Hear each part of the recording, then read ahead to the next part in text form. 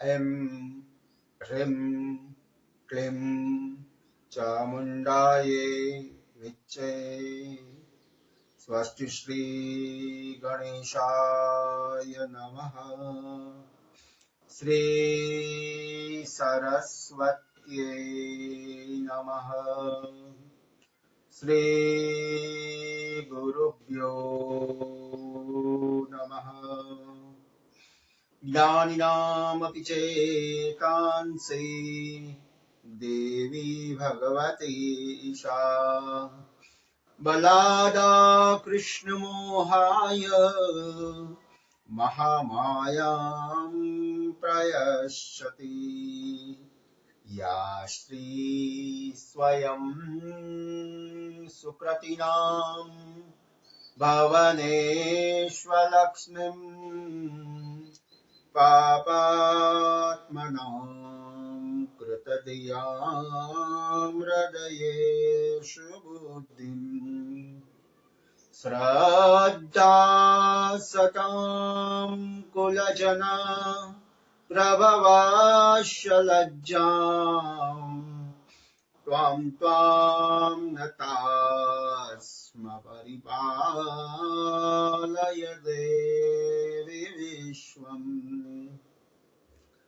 दुर्गे स्मृतां हर्षिदे तिमशेषजन्तो स्वस्ते स्मृतां मतिमतीव शुभां ददांसि। दारिद्र्यदुःखभयहारिणि का त्वदन्याम् सर्वोपकार करणाय सदार्गचेत्ताम्।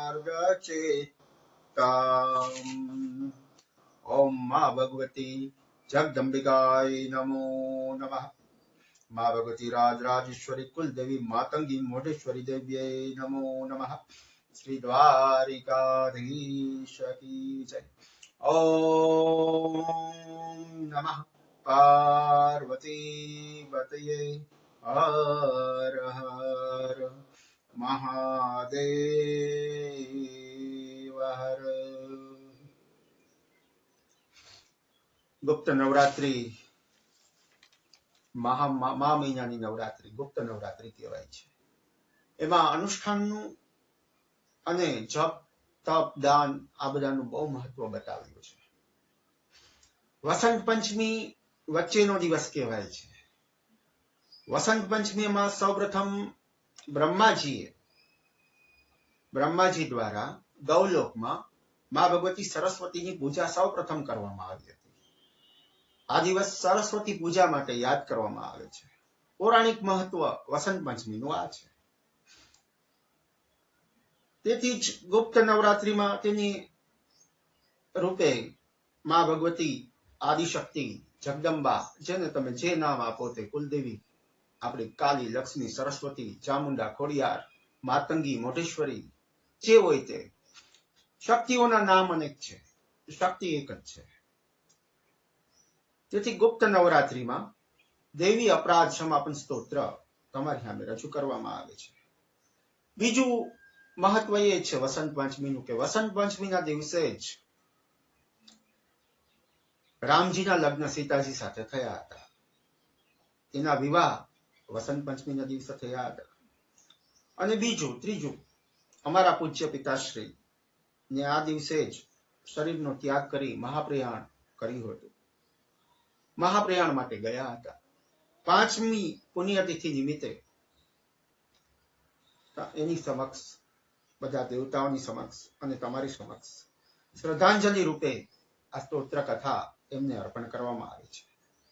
આ દેવી અપરાધ સમાપન સ્તોત્ર અમારા પૂજ્ય પિતાશ્રીને અતિ પ્રિય હતું, માટે એનું ચિંતન એની કથા રૂપે ગુપ્ત નવરાત્રીના વસંત પંચમીના દિવસે રજૂ કરવામાં આવે છે। દેવી અપરાધ સમાપન સ્તોત્ર આદિગુરુ શંકરાચાર્ય ની રચના છે। આદિગુરુને નમસ્કાર કરીએ। શ્રી આદિ શંકરાચાર્ય દેવ કી જય। નમસ્કાર કરી દેવી અપરાધ સ્તોત્રમાં પ્રવેશ કરીએ. દેવી અપરાધ સમાપન સ્તોત્ર આદિ શંકરાચાર્યની રચનાઓ બધી દિવ્ય છે, એક પણ કઈ ઓછી નથી. તેમના રચેલા સ્તોત્રો અદ્ભુત છે. એમાં આ સ્તોત્ર દિવ્યાતિ દિવ્ય કહેવામાં આવે છે, જેનું માર્કંડેય પુરાણમાં પણ વર્ણન છે. આપણે સૌ શક્તિના ઉપાસકો માટે આ સ્તોત્ર છે. સૌ પ્રથમ આપણે જે મંગલાચરણ કર્યું એનો અર્થ જોઈએ. જ્ઞાનિનામ અપિ ચેતાંસી દેવી ભગવતી ઈસા બલાદા કૃષ્ણ મોહાય મહામાયામ પ્રયચ્છતિ. કેવા છે? મહામાયા ભગવતી દેવી જ્ઞાનીઓના ચિત્તનું હરણ કરનાર છે. જ્ઞાનીઓ એને સતત જ્ઞાનથી જોવા માંગે છે, અને એ જ્ઞાનથી મોહમાં નાખનાર માં આદિશક્તિને અમે નમસ્કાર કરીએ છીએ. બીજો શ્લોક લીધો મેં. યા શ્રી સ્વયં સુકૃતિ નામ ભવનેશ્વ લક્ષ્મી પાપાત્મનામ કૃતધિયામ હૃદયેશુ બુદ્ધિ શ્રદ્ધા સતામ કુલજનમ પ્રભવશ્ય લજ્જા ત્વામ ત્વામ નતાસ્મ પરિપાલય દેવી વિશ્વમ. દેવી મા ભગવતીના ઉપાસકો આ શ્લોકને નિત્ય ગાય છે. તેનો અર્થ જોઈએ તો તે આદિશક્તિ જે પરમ પુણ્ય આત્માઓના ઘરમાં દ્રવ્ય શક્તિ લક્ષ્મીજી રૂપે નિવાસ કરે છે. યા શ્રી સ્વયં સુકૃતિ નામ ભવન ઈશ્વર લક્ષ્મી પાપાત્મનામ કૃતધિનામ હૃદયેશુ બુદ્ધિ. અર્થાત પાપીઓને ત્યાં એ દરિદ્રતા રૂપે રહે છે, અને શુદ્ધ અંતઃકરણ વાળા મનુષ્યોના હૃદયમાં એ બુદ્ધિ રૂપે રહે છે. અને સંત પુરુષોમાં શ્રદ્ધા રૂપે તથા ઉત્તમ કુળોમાં જન્મેલા મનુષ્યોમાં એ લજ્જા રૂપે માં ભગવતી આદિશક્તિ રહે છે. તે આદિશક્તિને અમે સૌ નમસ્કાર કરીએ છીએ. હે માં ભગવતી આદિશક્તિ, અમારું પાલન કરો. આવો આનો અર્થ થાય છે. પછી ત્રીજો શ્લોક આપણે લીધો. દુર્ગે સ્મૃતા હરસી ભીતિમ શેષ જંતો સ્વસ્તે સ્મૃતા મતિમતી શુભામ દદાંસી દારિદ્ર દુઃખ ભયહારિણી કાત્વદન્યા સર્વો પ્રકાર કરણાય સદાર્થ ચિત્તા. કેવી છે એનો શ્લોક? એનો અર્થ જોઈએ. વ્યાખ્યા તો નહીં કરીએ, વ્યાખ્યા આપણે દેવી અપરાધ સમાપન સ્તોત્રની કરીશું. એનો અર્થ એવો થાય છે કે હે માં દુર્ગા, તમારા માત્ર સ્મરણ માત્રથી પ્રાણીઓનો ભય ને તમે હરી લો છો. સ્વસ્થ મનુષ્યો વડે ચિંતન કરવાથી તેમની બુદ્ધિમાં તમે પ્રવેશ કરો છો જ્ઞાન સ્વરૂપે. અને દુઃખ દરિદ્રતા અને ભયને હરનારી હે દેવી, તમારા સિવાય બીજું કોણ છે જે અમારું રક્ષણ કરે? માં, તમે જ અમારા ભક્તો માટે સદા દયા કરનારા અને કલ્યાણ કરનારા છો. હે માં, તમારા સદાર્થ ચિત્તા સ્વરૂપને હું નમસ્કાર કરું છું. હે માં, તમારે આદ્ર ચિત્તા, સદાર્થ ચિત્તા, આદ્ર ચિત્તા એટલે કે નમસ્કાર માત્રથી માં ભગવતી કલ્યાણ કરે છે. આદ્ર થઈને તમે સ્તુતિ કરો, પાઠ કરો કે નામ સ્મરણ કરો, માં ભગવતી કૃપા કરી જ દે છે. એટલે આદ્ર ચિત્તા. દેવી અપરાધ સમાપન સ્તોત્રમાં પ્રવેશ કરીએ તે પહેલા આદિ શંકરાચાર્ય જેણે આ સ્તોત્રની રચના કરી છે અને જેનું આભાષ્ય છે તેના વિશે થોડું ચિંતન કરીએ. શંકરાચાર્ય માત્ર 32 વર્ષ પૃથ્વી ઉપર રહ્યા. એમનો જન્મ દક્ષિણમાં થયો અને દક્ષિણમાંથી જ બધા આચાર્યો આવ્યા છે. દક્ષિણને આપણે ત્યાં જ્ઞાનીઓની નગરી કહેવાય છે. તેણે વેદને, પુરાણોને નિચોડ કરી વલોવીને માખણ રૂપી અનેક સ્તોત્રોની રચનાઓ કરી છે. દક્ષિણમાં જેનો જન્મ થયો, અત્યારે પણ સનાતન ધર્મમાં 4 મઠ 4 ધામમાં આવેલા છે. બદ્રી કેદાર, રામેશ્વરમ, જગન્નાથપુરી અને દ્વારિકા. આ સ્તોત્રનો આ જે 4 મઠ આવેલા છે એ સનાતન ધર્મમાં સર્વોચ્ચ સત્તા ધરાવે છે. એનાથી ઉપર સનાતન ધર્મમાં કંઈ બીજું છે નહીં. શંકરાચાર્યની પીઠ એ સૌથી ઊંચામાં ઊંચું સ્થાન છે. એવા જેણે રચના કરી હતી એવા આદિ શંકરાચાર્ય, આદિ ગુરુને નમસ્કાર કરીએ અને આ સ્તોત્રમાં પ્રવેશ કરીએ. આ સ્તોત્રનું માહિત્મ્ય કહું તો જે આનો નિત્ય પાઠ કરે છે તેને કુલદેવીના દોષમાંથી મુક્તિ મળે છે. ભારતીય આસ્થાની અપ્રિતમ ધરોહર શ્રી ગણેશ ચંદીમાં ભવાનીની સ્તુતિ છે. માં આદિશક્તિની ઉપાસના કરતા શક્તિ ઉપાસકોમાં આ સ્તોત્રનો નિત્ય પાઠ કરે છે અને આના દ્વારા અભિષેક હોમ આ બધું થાય છે. માં આદિશક્તિના આપણે ત્યાં 3 મૂર્તિઓની ઉપાસના આપણે નવરાત્રીમાં કરીએ છીએ. નામ અનેક છે, મેં કહ્યું એમ શક્તિ એક, શક્તિના 3 સ્વરૂપો આપણે ત્યાં છે. કઈ 3? તો માં ભગવતી આદિશક્તિ જે ભુવનેશ્વરી છે, મણિદ્વીપ નિવાસીની. હવે આપણને કોઈ પૂછે કે માં આદિશક્તિનું સર્વોચ્ચ ધામ કયું, તો આપણે કહીશું અંબાજી કહીશું, ચોટીલા કહીશું, મોઢેરા કહીશું, આ બધું કહીશું. પણ પરમધામ એમનું કોઈ પૂછે તો એ મણિદ્વીપ છે. મણિદ્વીપ જેવી રીતે ભગવાન નારાયણ બધે છે, પણ એનો નિવાસ વૈકુંઠમાં છે, ગૌલોકમાં છે, સાકેતમાં છે. રામજીનો નિવાસ સાકેતમાં છે. ભગવાન શ્રી કૃષ્ણ ગૌલોકમાં રહે છે અને ભગવાન નારાયણ વૈકુંઠમાં રહે છે. બ્રહ્માજી સત્યલોકમાં રહે છે. શિવજી કૈલાસમાં વસે છે અને બીજું શિવ પુરાણ અનુસાર શિવજીનો શિવલોક પણ છે.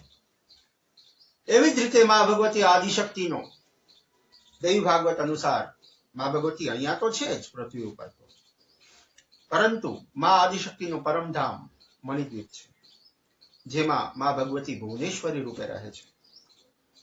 એની એ ભુવનેશ્વરી આદિશક્તિની 3 શક્તિઓ છે. એની મહાકાલી, મહાલક્ષ્મી, મહાસરસ્વતી. આદિશક્તિના 3 સ્વરૂપો કહેવાય છે.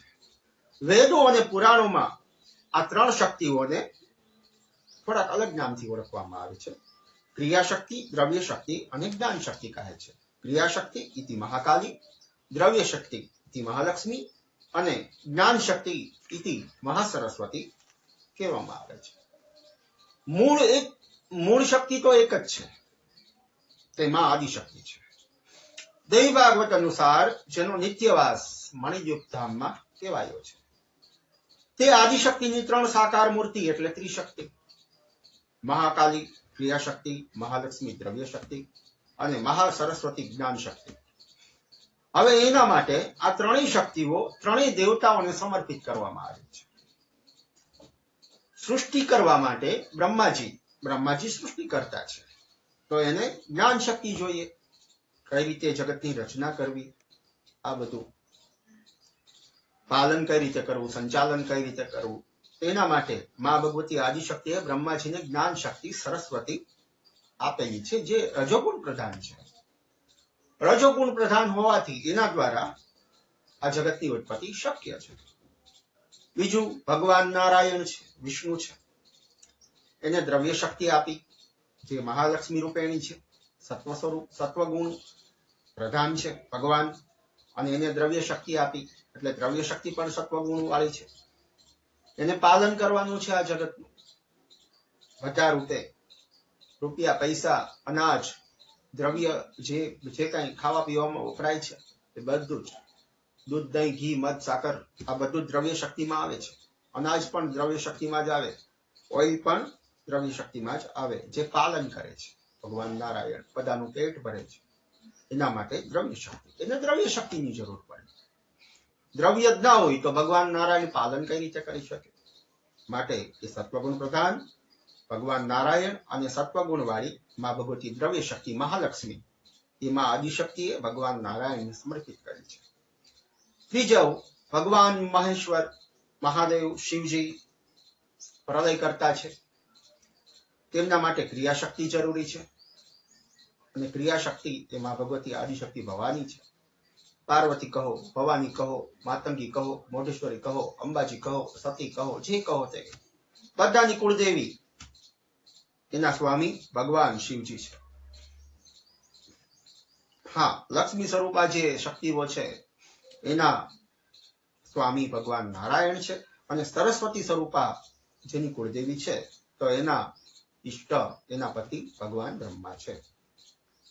હવે બીજી એક વાત કે આપણે સૌ કુળદેવીની પૂજા કરીએ છીએ, પણ કુળદેવીના પતિને આપણે રાખતા નથી. હવે તમે ઈચ્છો કે કુળદેવી તમારે ત્યાં નિત્યવાસ કરે તો એના પતિને પણ તમારા મંદિરમાં સ્થાન આપો. જો તમારી શક્તિ, તમારી કુળદેવી ભવાની સ્વરૂપા છે, જગદંબા સ્વરૂપા છે, તો એની સાથે શિવજી હોવા જરૂરી છે. લક્ષ્મી સ્વરૂપા છે તો એની સાથે ભગવાન નારાયણ હોવા જરૂરી છે. અને સરસ્વતી સ્વરૂપા તમારી કુળદેવી છે તો પછી એની સાથે બ્રહ્માજીનું હોવું જરૂરી છે. પતિ પત્ની બંનેનું એક સાથે જ સ્થાન આપો, જેથી કરીને એ શક્તિ, એ કુળદેવી તમારી ત્યાંથી જતી ના રહે. આ ત્રણ શક્તિઓનું આરાધનાનું પર્વ એટલે નવરાત્રી કહેવાય. ત્રિશક્તિ એની આરાધનાનું પર્વ નવરાત્રી. અને નવરાત્રી કેટલી? 4. 4 નવરાત્રી. તમને એમ થશે કે 4 કઈ રીતે? અમને તો 2 ની જ ખબર છે, અથવા તો કોઈને 1 ની જ ખબર હશે. મા મહિનાની નવરાત્રી જે અત્યારે ચાલે છે એ પહેલા નંબરની નવરાત્રી, જે ગુપ્ત નવરાત્રી છે. પછી ચૈત્ર મહિનામાં આવશે, એના પછી અષાઢમાં આવશે, અને પછી આસોમાં. આ 4 નવરાત્રીઓ કહેવામાં આવી છે. આ નવરાત્રીમાં પ્રથમ 3 દિવસ ક્રિયાશક્તિ મહાકાલીની ઉપાસના બતાવવામાં આવી. બીજા 3 દિવસ દ્રવ્ય શક્તિ મહાલક્ષ્મીની ઉપાસના કરવામાં આવી. અને ત્રીજા 3 દિવસ જ્ઞાન શક્તિ ઇતિ મહાસરસ્વતીની ઉપાસના આપણે ત્યાં કરવામાં આવે છે. કોઈ એક સ્વરૂપ કુળદેવીની આદિશક્તિ તરીકે પૂજા, ધ્યાન, જપ લોકો આ નવરાત્રીઓમાં કરે છે. ચંડીપાઠ દ્વારા પણ માર્કંડેય પુરાણમાંથી લેવામાં આવ્યો છે. એના દ્વારા યજ્ઞ, અભિષેક આપણે ત્યાં થાય છે. પ્રસ્તુત આ કથામાં આપણે દેવી અપરાધ સમાપન સ્તોત્રની થોડી વ્યાખ્યા અને થોડી કથા રૂપે ચિંતન કરવાનું છે. નામ કેવું છે? દેવી અપરાધ સમાપન. નામ સાંભળતા જ એમ લાગે કે માનો અપરાધ કર્યા પછી ક્ષમા આપનાર આ સ્તોત્ર છે.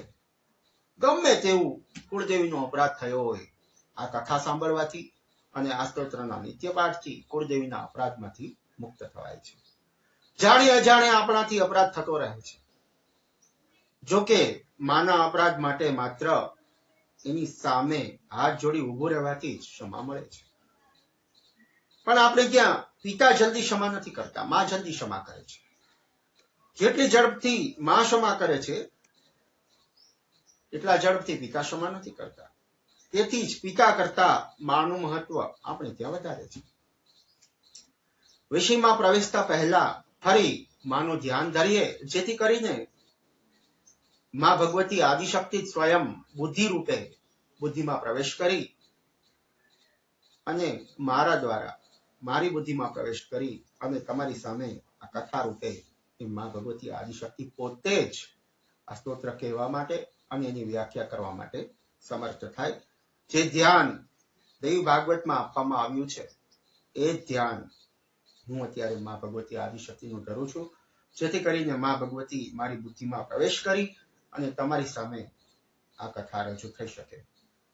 ઓમ સૃષ્ટો યા સર્ગરૂપા જગદનવિદો પાલનીમ યામ ચરોદ્રીમ સહારે ચાપી યસ્યા જગદિદમ અખિલમ ક્રીડનમ યા પરાખ્યામ પશ્યન્તિમ મધ્યમાદ્યામ દદતુમ ભગવતીમ વૈખરીમ વર્ણરૂપામ સાસ્મમ રાજમ પ્રસન્નામ વિધિહરિગીશામ રાધિકાલમ કરોતુ. દેવી ભાગવતનો પ્રથમ શ્લોક છે. વ્યાસજી કહે છે કે જગતના સૃષ્ટિ કાર્યમાં જે ઉત્પત્તિ, રક્ષા તથા પાલન કરનારી તથા સંહાર કાર્યમાં જે રૌદ્ર રૂપા છે, આખું જગત જેના રમવાનું સ્થાન છે, જે પરાશક્તિ પશ્યંતી મધ્યમાં અને વૈખરી જે વાણીમાં દેખાય છે, જે બ્રહ્મા વિષ્ણુ તથા શિવજી દ્વારા આરાધિત છે, તેવી પ્રસન્ન ચિત્તવાળી માં ભગવતી આદિશક્તિનું અમે ધ્યાન કરીએ છીએ, નમસ્કાર કરીએ છીએ. શા માટે નમસ્કાર કરીએ છીએ? કે જે મારી વાણીને પરિશુદ્ધ કરી પવિત્ર કરે તે માટે અમે એને પ્રાર્થના કરીએ છીએ. વાણીમાં નિવાસ કરે એવું અમે ઈચ્છીએ છીએ. હવે માં ભગવતી વાણીમાં આવી ગઈ છે અને વિષયમાં પ્રવેશ કરીએ. દેવી અપરાધ સમાપન સ્તોત્રમાં કુલ 12 શ્લોક બતાવવામાં આવ્યા છે. ભારતીય સંસ્કૃતિમાં પિતા કરતા માનું વધારે મહત્વ છે, કારણ કે માં વધારે દયાળુ છે. પિતા દંડ આપે, માતા ક્ષમા આપે છે, દંડ ના આપે. માતા શબ્દ સ્મરણ માત્રથી કરુણા, દયા, વાત્સલ્ય, પ્રેમ આપણને યાદ આવે. તેથી તો જો ક્ષમા માંગવી હોય તો એ જ ઈશ્વર જે માનસ રૂપમાં તમારી સામે છે, કુળદેવીના રૂપમાં તમારી સામે છે. અતઃ આ સ્તોત્રમાં માતૃરૂપ વાળા પરમાત્માની ક્ષમા યાચના આદિ શંકરાચાર્ય દ્વારા કરવામાં આવી છે. નારાયણ, લક્ષ્મીનારાયણ કહો બંને એક છે, શિવ ભવાની કહો બંને એક છે, બ્રહ્મા સરસ્વતી કહો બંને એક છે. પણ આમાં જે શંકર દ્વારા જે કહેવામાં આવ્યું છે, શંકરાચાર્ય દ્વારા, તે માનું ચિંતન કરવામાં આવ્યું છે, પરબ્રહ્મ સ્વરૂપી લેકિન માં. પ્રથમ શ્લોકમાં ગાન કરી પ્રવેશ કરીએ. પ્રથમ શ્લોકમાં શંકરાચાર્ય મહારાજ કહે છે, શું કહે છે કે મારી પાસે શું નથી, એ વાત કરે છે. ન મંત્રો નો યંત્રમ તદપી ન જાને સ્તુતિર્મોહો ન જાનમ ધ્યાનમ તદપી ન જાને સ્તુતિ કથા ન જાને મુદ્રાસ્તે તદપી ન જાને વિલપનમ પરમ જાને માસ્પદનુસરણમ ક્લેશ હરણમ. કહે છે શંકર કે મારી પાસે શું નથી. શંકરાચાર્ય પહેલા શ્લોકમાં કહે છે કે શું નથી મારી પાસે, એ પહેલા કહ્યું. તો કહે છે કે હે માં, હું મંત્ર નથી જાણતો, મને મંત્ર નથી આવડતો, નથી યંત્ર જાણતો, તમારું કયું યંત્ર છે એ મને ખબર નથી. અરે મને સ્તુતિનું પણ જ્ઞાન નથી, હું મંત્ર નથી જાણતો. અર્થાત નો અર્થ એવો થાય, શું શંકરાચાર્ય મંત્ર નથી જાણતા? એવું નથી. એની પાસે તો અનેક સ્તોત્રો અને અનેક મંત્રોનું એને ચિંતન કરેલું છે. અહીંયા કહેવાનો અર્થ એ થાય છે શંકરાચાર્યનો કે હું મંત્ર નથી જાણતો. અર્થાત દેવતાઓ અનેક રૂપ ધારણ કરે છે, તેથી સ્વરૂપમાં મંત્ર પણ અલગ અલગ છે.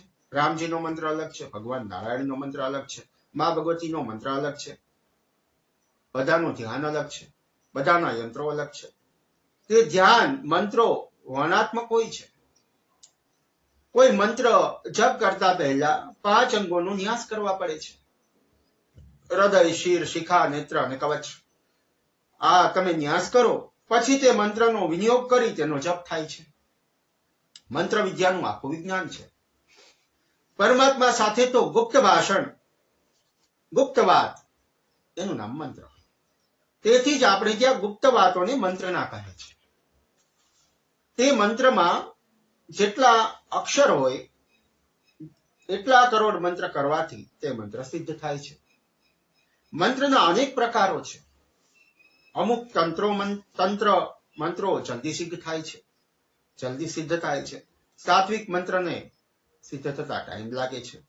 મંત્રનો જપ યોગ્યતા અનુસાર કરવામાં આવે તો જ તે સફળ થાય છે, અન્યથા નથી થતો. અને તેથી જ શંકરાચાર્ય મહારાજ કહે છે કે હું મંત્ર જાણતો નથી, હું અબુધ છું. પછી કહ્યું હું યંત્ર જાણતો નથી.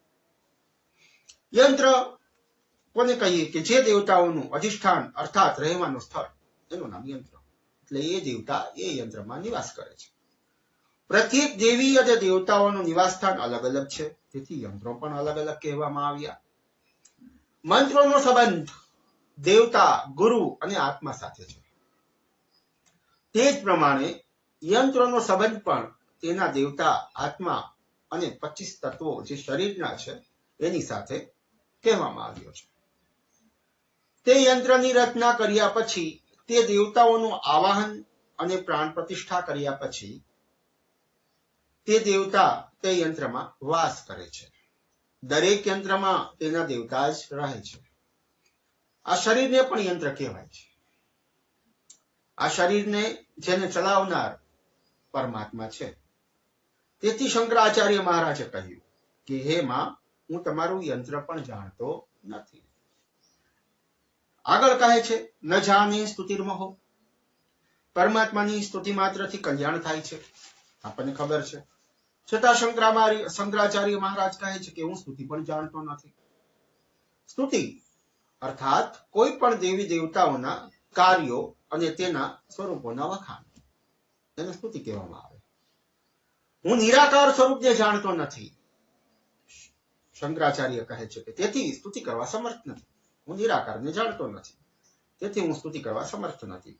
સાકાર સ્વરૂપની સ્તુતિ શક્ય છે, નિરાકારની શક્ય નથી. જે સ્વરૂપ તમારી સામે ઊભું છે મૂર્તિ રૂપે, એની તમે સ્તુતિ કરી શકો. નિરાકાર જ જે છે તો એની સ્તુતિ શક્ય નથી, એમ શંકરાચાર્ય મહારાજ કહે છે. તેથી કહે છે કે હું જાણતો નથી. આગળ કહે છે કે મારામાં આવાહનની પણ શક્તિ નથી. આપણે ત્યાં પૂજાની શરૂઆત આવાહનથી થાય છે. આવાહન તો જરૂરી છે. આવાહન એટલે નિમંત્રણ. હવે જ્યાં સુધી આપણામાં યોગ્યતા નથી આવતી ત્યાં સુધી આવાહન પણ શક્ય નથી. તે ભગવતી માં ભગવતી આદિશક્તિ પરાશક્તિને નિમંત્રણ આપવાની યોગ્યતા પણ જરૂરી છે.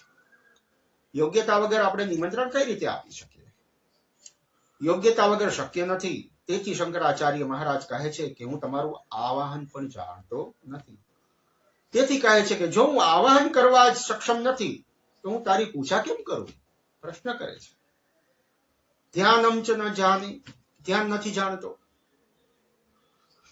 કેમ નથી જાણતા? કે ધ્યાન કરવામાં બે વસ્તુની જરૂર પડે. ધ્યાન કરવું હોય તો બે વસ્તુ જોઈએ. જેનું ધ્યાન કરીએ તેને સ્વરૂપની આપણને ખબર હોવી જોઈએ. અને બીજું, ધ્યાન કરવા માટે મનની એકાગ્રતા જરૂરી છે. હવે એકાગ્રતા મનની હોય તો તમે એ સ્વરૂપનું ધ્યાન કરી શકો છો. મનની એકાગ્રતા વગર ધ્યાન શક્ય નથી. ધ્યાન અર્થાત તે પરમાત્માનું સ્વરૂપ, તે ભગવતીનું સ્વરૂપ મનમાં દેખાવા લાગે. અહીંયા બેઠા બેઠા મનમાં તમને બદ્રીનાથ દેખાય, અહીંયા બેઠા બેઠા તમને મોઢેરા દેખાય, એની શક્તિ દેખાય, અને અહીંયા બેઠા બેઠા દ્વારકાધીશના દર્શન થાય, એનું નામ ધ્યાન. પણ એ જ દેખાવું જોઈએ, બીજું કઈ દેખાવું જોઈએ નહીં. તેથી જ શંકરાચાર્ય મહારાજ કહે છે કે મનને એકાગ્ર કરવું અઘરું છે. તેથી હે માં ભગવતી, આ બંને વસ્તુઓ મારી પાસે નથી. તેથી હું ધ્યાન કરવા સક્ષમ નથી. અને એમ પણ પરમાત્માના સ્વરૂપનું જ્ઞાન પણ નથી. પરમાત્મા કેવા છે એ પણ જરૂરી છે, જાણવું જરૂરી છે. ખબર જ નથી કેવા છે તો ધ્યાન કોનું કરશો? તે પરમાત્મા સ્ત્રી છે કે પુરુષ છે? પ્રશ્નો કરે છે. આપણે ત્યાં બંને રૂપોમાં પરમાત્માની પૂજા થાય છે. વેદો અને પુરાણોએ પરમાત્માને ન સ્ત્રી કે ન પુરુષ બંને રૂપો કહ્યા છે. તેથી પરમાત્માને બ્રહ્મ કહેવામાં આવે છે. બ્રહ્મ. બ્રહ્મ શબ્દ વ્યાકરણની દ્રષ્ટિએ સંસ્કૃતમાં નપુંસકલિંગ છે. અર્થાત ન સ્ત્રી કે ન પુરુષ, નિરાકાર સ્વરૂપ છે. તેથી બંને નિરાકાર સ્વરૂપ છે એનો અર્થ બંને સ્વરૂપ લેવા માટે એ સમર્થ છે. એ ભગવાન નારાયણ પણ છે અને એ ભગવાન લક્ષ્મી પણ છે. એ શિવજી પણ છે અને એ ભવાની પણ છે. અર્ધનારેશ્વર સ્વરૂપ છે, લક્ષ્મીનારાયણનું સ્વરૂપ છે, બ્રહ્મા સરસ્વતીનું સ્વરૂપ છે. આ બધા સ્વરૂપો બતાવવામાં આવ્યા છે. તેથી જ ભક્તોના ભયને હરવા માટે તે અલગ અલગ રૂપોમાં અવતાર ધારણ કરી સાકાર બને છે. બ્રહ્મ સ્વરૂપ નિરાકાર છે, પણ સાકાર ક્યારે બને? જ્યારે ભક્તો ઉપર વિપત્તિ આવે છે ત્યારે પૃથ્વી ઉપર એનું અવતરણ થાય છે. ક્યારેક સ્ત્રીના રૂપમાં આવે છે તો ક્યારેક પુરુષના રૂપમાં આવે છે. તેથી તે ગમે તે સ્વરૂપ લેવા સક્ષમ છે, એ બ્રહ્મ સ્વરૂપ. તેથી શંકરાચાર્ય મહારાજ કહે છે કે હે માં ભગવતી, હું તમારા કયા રૂપનું ધ્યાન કરું તેની મને જાણ નથી. સ્તુતિ કથા ન જાણે, હું સ્તુતિ નથી જાણતો, કથા નથી જાણતો. પરમાત્માની વિવિધ કથાઓ આપણે સાંભળીએ છીએ, છતાં કંઈ સમજાતું નથી. પુરાણોમાં વિધિમાં પણ ભૂલ કરવાથી દંડ મળે છે. તો બીજી બાજુ રાજાનો કુંવર, એક દૃષ્ટાંત આપું તમને. બીજી બાજુ રાજાનો એક કુંવર હતો, સુદર્શન માનો પરમ ભક્ત છે, જેણે ખોટા મંત્રો જપ્યા, ખોટી રીતે મંત્રનો જપ કર્યો, એમ એમ એમ ખોટું બોલતો હતો, ખોટો મંત્ર બોલતો હતો, છતાં માં ભગવતી એનું રક્ષણ કર્યું. તેથી કહે છે કે હે માં, મને કઈ ખબર નથી. હું વિધિ વિધાન સ્તુતિ કથા કઈ જાણતો નથી. આ સ્તોત્રમાં શંકરાચાર્ય મહારાજ જેવા આદિ પુરુષ છે તે માં ભગવતીની સામે અબૂધ બનીને ઉભા છે. અબુધ બનીને આ ચર્ચા કરે છે. કારણ કે અબુધ બનવામાં દોષ લાગતો નથી. સૌ પ્રથમ તો અબુધ બનો, જ્ઞાની ના બનો, શંકરાચાર્ય મહારાજ કહે છે. આગળ કહે છે, ન જાને મુદ્રાસ્તે તથાપિ ન જાને વિલપનમ પરમ જાને માસ્પૃતવનનું શરણમ ક્લેશહરણમ. ન જાને મુદ્રાસ્તે કહે છે કે હું તમારી મુદ્રાઓ જાણતો નથી.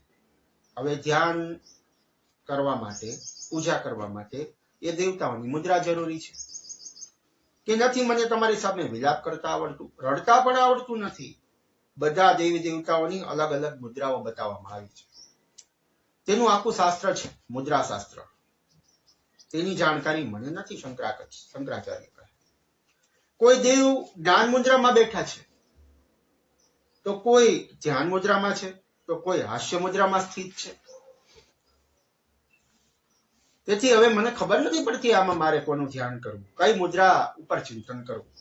આગળ કહે છે, કદમ વિલપનમ અપીચન જાને. જે દુઃખથી રડીએ છીએ એને વિલાપ કહેવાય. તે વિલાપ મને થતો નથી. કારણ કે હે માં, તમે મને મળો અને પછી તે વિયોગમાં જ, તમારો વિયોગ જ્યારે થાય ને ત્યારે જ મને વિલાપ થાય છે. તેથી એમાં સૌપ્રથમ આપ મને દર્શન આપો, પછી હું તમારા વિયોગમાં વિલાપ કરતા મને આવડી જશે. પહેલા મને તમારો વિયોગ થાય. એમાં તમારો પહેલા વિયોગ હોવો જરૂરી છે. તમારો વિયોગ થાય ને પછી મને રડતા આવડશે. ત્યાં સુધી મને વિલાપ નહીં આવડે. તદા વિલપનમ અપીચ ન જાને. તમને જાણ્યા વગર વિલાપ નહીં થાય. હું પહેલા તમને જાણીશ અને તમે જતા રહેશો, પછી હું વિલાપ કરતા મને આવડી જશે. પરંતુ અત્યારે તો હું વિલાપ પણ જાણતો નથી. હે માં, તમારી કૃપા પછી જ વિલાપ મને થશે. આગળ કહે, પરમ જાને માસ્ત્વન શરણમ ક્લેશહરણમ. હે માતા, તમે જ આ સંસારની રચના કરી છે. તમે જ મને પૃથ્વી ઉપર લાવનારા છો. અને હું મને જ નથી જાણતો, તો એ મહાદેવી હું તમને કઈ રીતે ભજું, તમને કઈ રીતે જાણું? હા માં, હું એક વાત જાણું છું કે માત્ર તમારું અનુસરણ કરવાનું જાણું છું. કે તમે જેમ કરશો તમારી પાછળ પાછળ ચાલીશ. મને એટલું જ આવડે છે. અનુસરણ, અનુકરણ એટલે તમારી પાછળ પાછળ ચાલવાનું હું જાણું છું. બીજું કઈ મને નથી આવડતું. તમારું અનુસરણ કરવાથી મારા સમસ્ત કલેશો, દુઃખો, વિપત્તિ અને પાપ આ બધાનું શમન થાય છે. અર્થાત તમે તે વિપત્તિઓને, કલેશોને હરી લો છો. આદિ ગુરુએ અહીંયા કલેશોની વાત કરી. કે આ કલેશો આપણે ચર્ચા કરીએ થોડી. 3 પ્રકારના કલેશ એટલે કે દુઃખ કહેવામાં આવ્યા છે. વેદ અને પુરાણોમાં 3 પ્રકારના દુઃખ કહેવામાં આવ્યા. પહેલું દુઃખ આધ્યાત્મિક દુઃખ, બીજું આધિભૌતિક અને ત્રીજું આધિદૈવિક. તો આધિભૌતિક તાપ કોને કહેવાય? એ રોટી, કપડા, મકાન વગર રડીએ, આપણી પાસે નથી અને રડીએ, તો તે દુઃખોને આધિભૌતિક તાપ એટલે કે દુઃખ કહેવામાં આવે છે. તે આધિભૌતિક તાપ, સંતાપ, દુઃખને દૂર કરવા માટે પુરુષાર્થ જરૂરી છે. પુરુષાર્થ કરીશું તો એ પ્રાપ્ત થશે. બીજું આધિદૈવિક સંતાપ. આધિદૈવિક એટલે કુદરતી આફતો, ભૂકંપ, પૂર, વાવાઝોડું, દુષ્કાળ, લીલો હોય કે સૂકો હોય વગેરે સંતાપો, એ દુઃખોને આધિદૈવિક સંતાપ કહેવામાં આવે છે. આધિદૈવિક દુઃખો કહેવામાં આવે છે. તે સંતાપથી બચી ન શકાય, તેની અસર ઓછી કરી શકાય છે માની આરાધનાથી.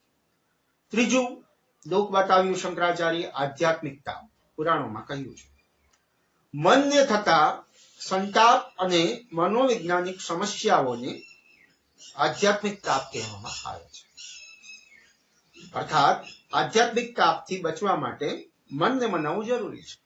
મન સુખી એટલે આપણે સુખી, મન દુખી તો આપણે દુખી. મનની ઈચ્છા મુજબ થતી ક્રિયા આનંદ આપે છે અને મનની ઈચ્છા વિરુદ્ધ થતી ક્રિયા દુઃખ, સંતાપ આપે છે. આ 3 કલેશ, તાપ, દુઃખની વાત શંકરાચાર્ય મહારાજ કરે છે. અને ત્રણેય કલેશને, ત્રણેય દુઃખોને દૂર કરનારી મા ભગવતી આદિશક્તિ છે એ બતાવ્યું છે. તેથી કહે છે કે હે માં, હું તારું અનુસરણ કરું છું જેથી મારા ત્રિવિધ તાપ, આ જે 3 તાપ છે એ બળી જાય. આવું પહેલા શ્લોકમાં કહ્યું છે. બીજા શ્લોકમાં શંકરાચાર્ય મહારાજ કહે છે, બતાવતા શંકરાચાર્ય મહારાજ બતાવે છે કે માં ભગવતીને પામવાના સાધનો જે છે એની ચર્ચા કરે છે. કહે છે શંકરાચાર્ય, વિધેરજ્ઞાનેનમ દ્રવિણ વિહરેહાત સતયા વિધેયા શક્ત્યાત્વમ ચરણ ચોર્યામ ચરિભુત તદેતં સંતવ્યમ જનની શક્લોદારિણી ભવે શિવે કુપુત્રો જાયેત કચિદપી કુમાતા ન ભવતી વિધેરજ્ઞાનિનમ દ્રવિણ વિરલેવાત સતયા.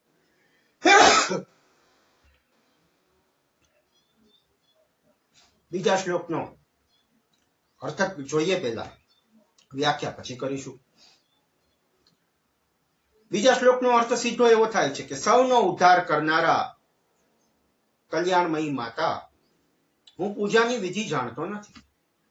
હવે મા ભગવતીને પ્રાપ્તિ કરવા માટે પૂજા જરૂરી છે. એને પામવા માટે પૂજા એક સાધન છે, એ હું જાણતો નથી. મારી પાસે ધન પણ નથી અને હું સ્વભાવે આળસુ છું. તેથી હું પૂજાનું સંપાદન કરી શકતો નથી. પૂજા કરાવવા માટે ધનની જરૂર પડે છે. આ બધા કારણોથી તમારા શરણોની સેવા કરવામાં જે ત્રુટી ભૂલ રહે છે, તેથી મને ક્ષમા કરજો. આ હું કરવા સક્ષમ નથી. કારણ કે પુત્ર કુપુત્ર થઈ શકે, પરંતુ માતા ક્યારેય કુમાતા થતી નથી. આ સીધો અર્થ થયો. બીજા શ્લોકનો સીધો અર્થ છે આ. હવે વ્યાખ્યા કરીએ. વિધેયરમ જ્ઞાનિનમ દ્રવેર વિહરલેહાત સતયા. પ્રથમ ચરણ છે.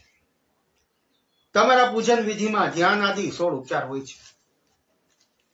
તેનું મને અજ્ઞાન છે, હું જાણતો નથી. તમારું ઉપચાર ક્યાં ક્યાં છે અને એના આવાહનના મંત્રો હું જાણતો નથી. તે પૂજા કરવામાં જે ધન દ્રવ્યાદિ જોઈએ છે એ કઈ સુલભ નથી. આજના મોંઘવારીના સમયમાં દૂધ ઘી કેટલું મોંઘું છે. તેને પ્રાપ્ત કરવા માટે પુરુષાર્થ જરૂરી છે.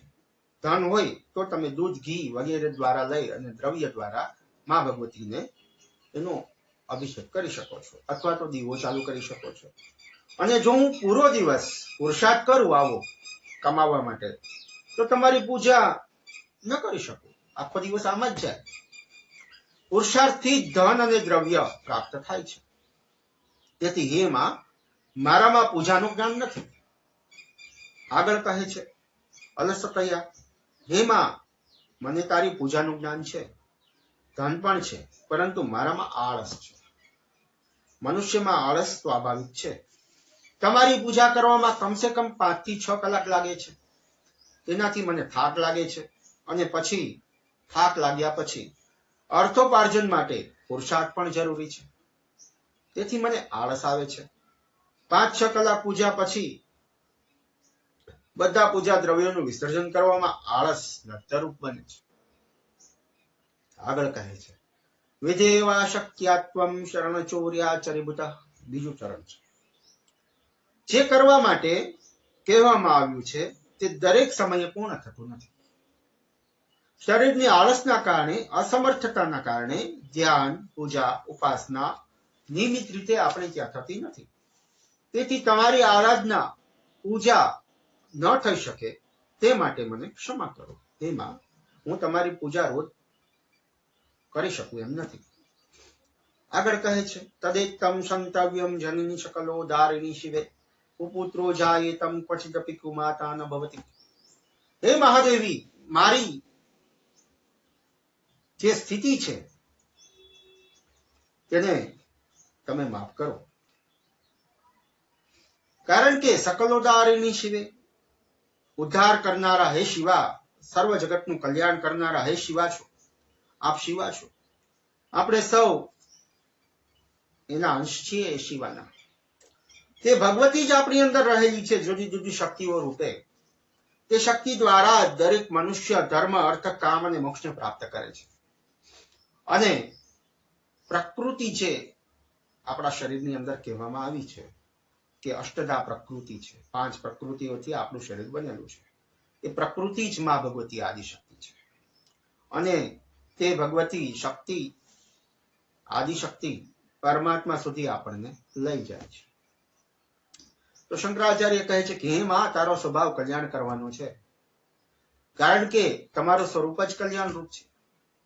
તેથી હે માં, મારાથી અનેક ત્રુટિઓ રહે છે, પૂજામાં, વિધિમાં, તમારા જપમાં. તેથી હે કલ્યાણી, હે શિવા, આ બધા અપરાધોમાંથી મને ક્ષમા કર.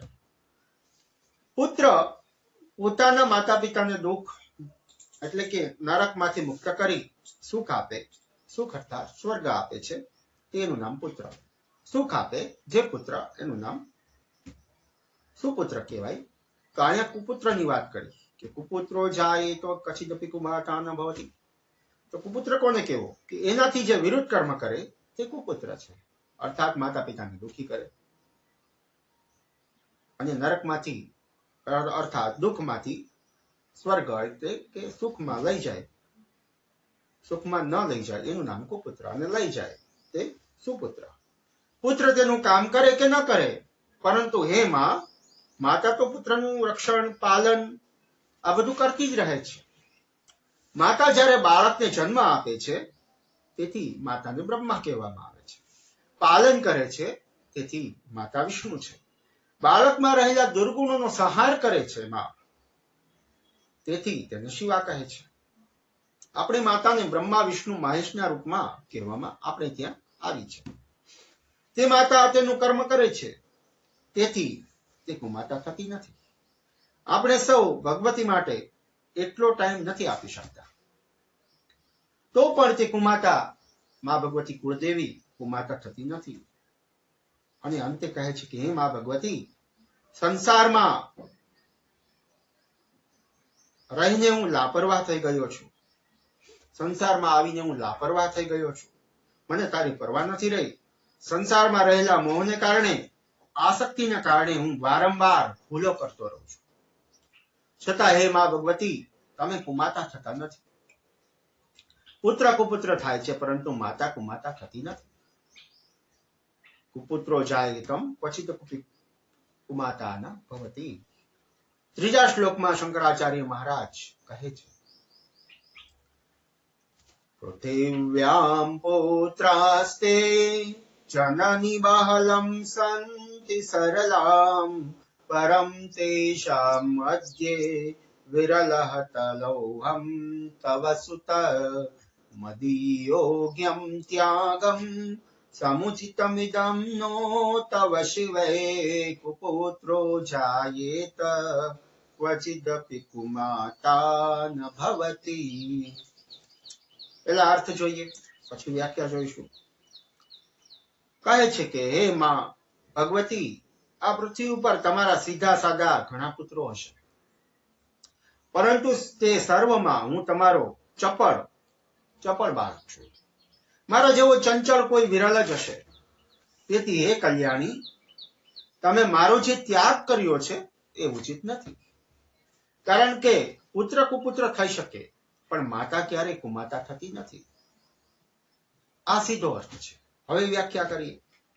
અહીં શબ્દ મળ્યો જનની, અર્થાત સૌને ઉત્પન્ન કરવા વાળી, જન્મ આપવા વાળી, એનું નામ જનની. અહીંયા શંકરાચાર્ય જનની શબ્દનો ઉપયોગ કરે છે. હવે જનની શબ્દ એ તો મા ભગવતીના જે પુત્રો હોય એમાં વપરાય. માએ જેને જન્મ આપ્યો છે એમાં પણ જનની શબ્દ વપરાય છે. શંકરાચાર્ય કહે છે કે તું મારી જનની છે. શા માટે જનની કહ્યું? એક દ્રષ્ટાંત બતાવવામાં આવ્યું છે, એક ઇતિહાસ પણ કહી શકાય કે જ્યારે શંકરાચાર્ય માત્ર 5 વર્ષના હતા એ સમયે એની મા ભગવતી આદિશક્તિને થાળ ધરવા માટેનું સૂચન કર્યું હતું. પોતે બહાર ગયા હતા. એના મા બહાર ગયા, પુત્રને સોંપતા ગયા કે હે પુત્ર, તું મા ભગવતી આદિશક્તિને થાળ અર્પણ કરી દે છે અને એ જમી લે, પછી તું જમજે. આ વાક્ય કહીને માં ભગવતી એની આદિશક્તિ શંકરાચાર્યને માં બહાર જતા રહ્યા. શંકરાચાર્યને તો 5 વર્ષના શંકર છે એટલું જ યાદ હતું કે માને થાળ અર્પણ કરીને પછી જ મારે ભોજન કરવાનું છે. મધ્યાહનનો સમય હતો, 12 વાગે શંકરાચાર્ય મહારાજ થાળ લઈને જે માએ બનાવ્યું હતું, માં તો જતા રહ્યા છે બનાવીને, એ માની સમક્ષ ઉભા રહ્યા. શંકરાચાર્ય 5 વર્ષની ઉંમરે માનું આવાહન કરે છે, કહે છે કે હે માં, તું આ થાળ ગ્રહણ કર, પછી હું જમું. 12 વાગ્યાથી ચાલુ કરેલું રાતના 12 વાગ્યા સુધી એ થાળ પડ્યો રહ્યો. શંકરાચાર્ય એની સામે બેઠા છે, રડે છે, કહે છે કે હે માં, હું ભૂખ્યો છું, તું પેલા જમ, પછી હું જમીશ. મારી માએ કહ્યું છે કે માને પેલા જમાડીને પછી તારે જમવાનું છે.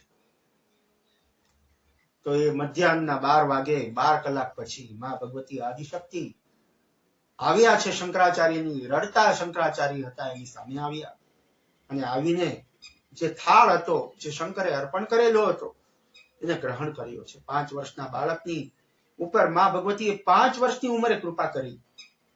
બધો થાળ માં ભગવતી આદિશક્તિ જમી ગયા.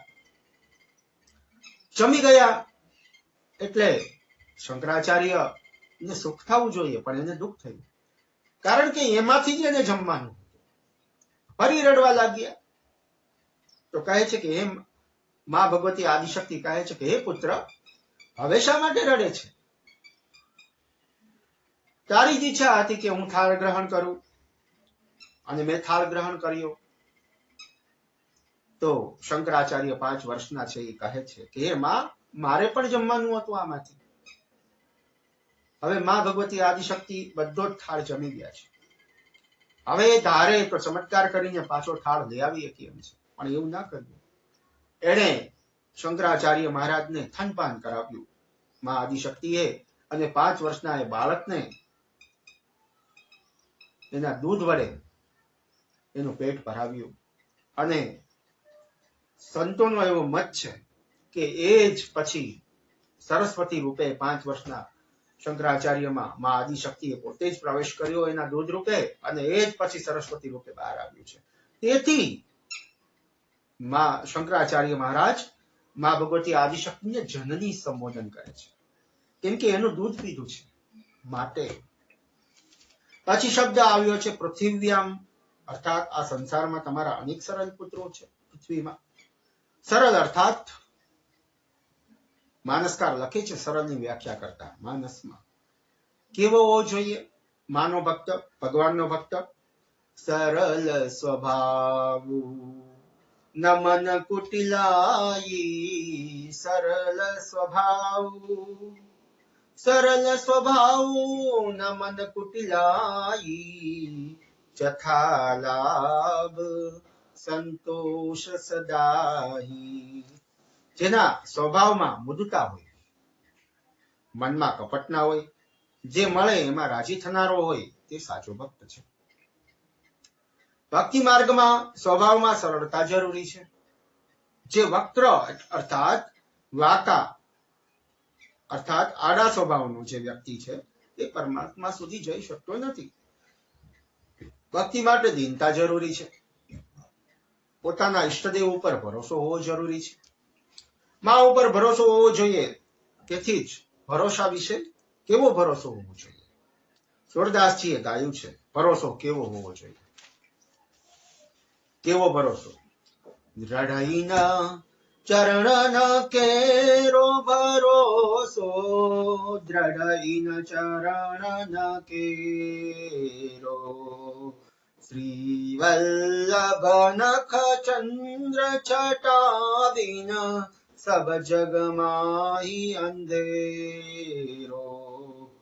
દ્રઢઈન ચરણ કેરો ભરોસો, દ્રઢઈન ચરણ કેરો, સાધન ઓર નહીં આકલીને, જાતો હોત નિવેરો, સુર કહા કહી વિવિધ આંદરો વિના મૂલ કો ચેરો ભરોસો દ્રઢ ઇન ચરણ ન કેરો દ્રઢ ઇન ચરણ ન કેરો ભરોસો દ્રઢ ઇન ચરણ ન કેરો.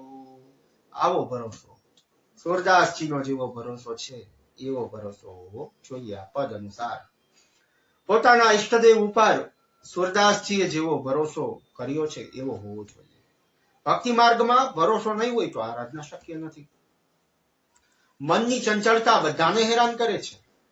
તેથી મન સાથે અંતઃકરણ ચતુષ્કીને શુદ્ધ કરી આસન જમાવી ભક્તિ માર્ગમાં આગળ વધવું જોઈએ.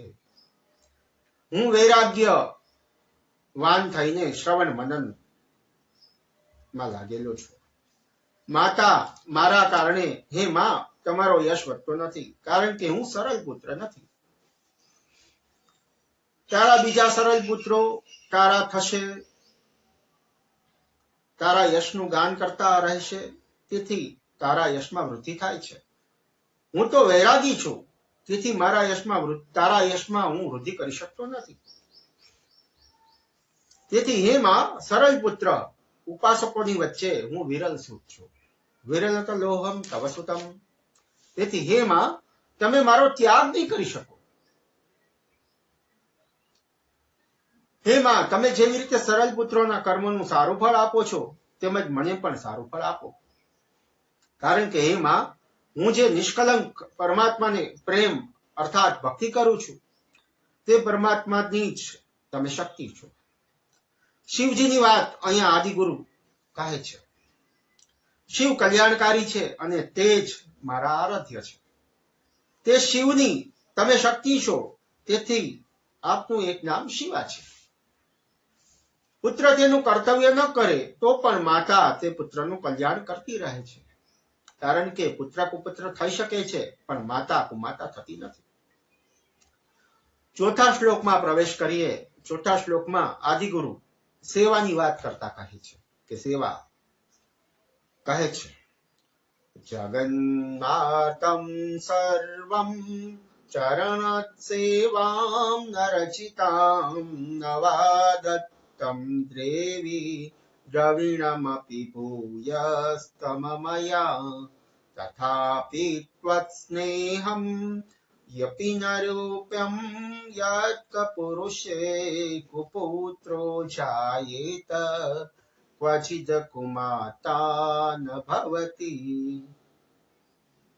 કહે છે કે હે જગદંબા, હે માં, તમારા ચરણોની સેવા ક્યારેય થતી નથી. હે દેવી, મેં તમને ધન પણ સમર્પિત કર્યું નથી, તો પણ મારા જેવો અધમ પુત્ર ઉપર તમે સ્નેહ કરો છો, પ્રેમ કરો છો.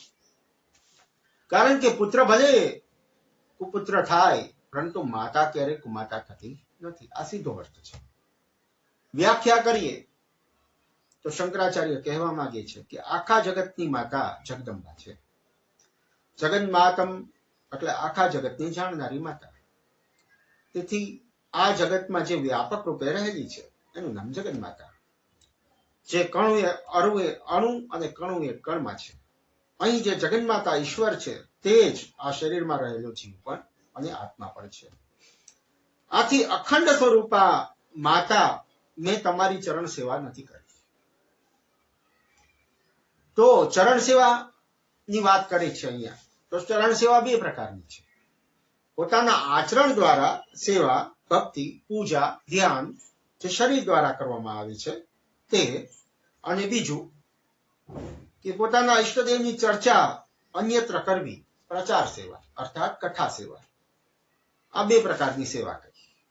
તો હે માં, મેં તમારી આચરણ સેવા નથી કરી અને પ્રચાર સેવા પણ નથી કરી. તમારો પ્રચાર પણ મેં કથા દ્વારા કર્યો નથી. મેં તમને તન મન ધન કઈ આપ્યું નથી. છતાં હે માં, તમે મારા ઉપર અપાર સ્નેહ પ્રેમ રાખનારા છો. કારણ કે તમે અખંડ ચિન્હ માત્ર રૂપિણી છો. અખંડ ચિન્હ માત્ર ના બે ચરણ છે. અખંડ ચિન્હ માત્ર કોને કહેવાય? એના બે ચરણ છે, સગુણ અને નિર્ગુણ.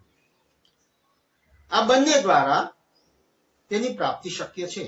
માની અને ભગવાનની. તેથી આ બંને તેના ચરણ છે. શાસ્ત્રોને સમજી લીધા પણ જીવનમાં ઉતારી ન શક્યો, એમાં જ લાગી ન રહ્યો. તેથી એમાં હું તમારું લક્ષ્ય સાધી ન શક્યો, તમને પકડી ન શક્યો. તેથી કહે છે તવ ચરણમ સેવા ન રચિતામ. શાસ્ત્રોમાં જે કહ્યું છે તેને માત્ર સમજવાનું છે, પરંતુ વારંવાર તેનું મનન કરતા કરતા જુદી જુદી રીતે એને રજૂ કરવાનું છે. આમ વારંવાર શ્રવણ મનન કરવાથી અંતકરણ ચતુષ્કીની શુદ્ધિ થાય છે અને અંતે વિવેકનો જન્મ થાય છે. અંતકરણ ચતુષ્કી, મન બુદ્ધિ ચિત્ત અહંકાર, આની વાત કરી. એ શુદ્ધ હોય તો જ આપણે ત્યાં અંતકરણની શુદ્ધિ થાય, તો વિવેકનો જન્મ થાય. અને વિવેકનો જન્મ થાય પછી જ આપણામાં જ્ઞાન, ભક્તિ અને વૈરાગ્ય આ ત્રણેય પછી આવે છે. એના વગર આ ત્રણ આસન આવતા, ત્રણ છે જ્ઞાન, ભક્તિ, વૈરાગ્ય જરૂરી છે પૂજા માટે, ભક્તિ માટે, એ ત્રણેય પછી આવતા નથી. પણ તમારું અંતઃકરણ ચોખ્ખું હશે તો એમાં વિવેકનો જન્મ થશે આપણામાં, અને વિવેકનો જન્મ થાય તેથી જ્ઞાન, ભક્તિ અને વૈરાગ્ય આપોઆપ આવી જાય છે.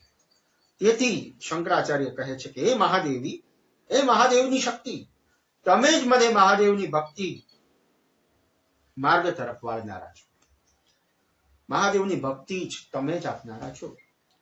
તે આપનો મારા પરનો પ્રેમ છે. અતઃ તમારો જે સ્નેહ મારા ઉપર નિરંતર છે તે તમારી તરફ વાળે છે. તે સ્નેહ ઉપમાહીન છે. તેથી આપની કૃપા વગર એ શક્ય નથી. હે માતા, સ્નેહ બે પ્રકારના કહીએ છીએ. અહીંયા સ્નેહની વાત કરી, પ્રેમની વાત કરી. પહેલો હેતુ વાળો સ્નેહ.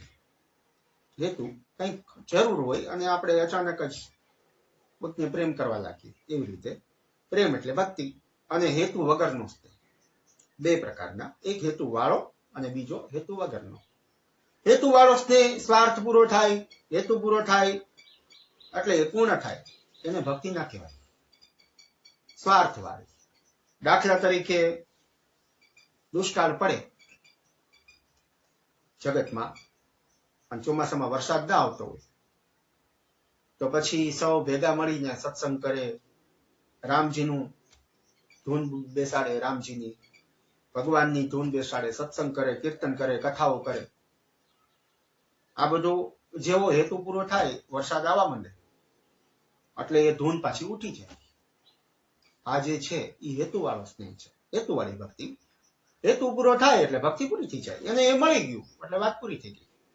અને બીજું જે હેતુ વગરનો એટલે કે સ્વાર્થ વગરનો જે પ્રેમ છે, તે નિસ્વાર્થ ભાવે જે કરવામાં આવે છે એને ભક્તિ કહેવામાં આવે છે. એમાં કોઈ સ્વાર્થ નથી, નિસ્વાર્થ. આપણને જન્મ આપી પાલન પોષણ કરનારી માતાનો પ્રેમ સ્વાર્થ રહિત હોય છે, એમાં કોઈ હેતુ હોતો નથી. તેથી હે માં, તમારો પ્રેમ નિસ્વાર્થ છે.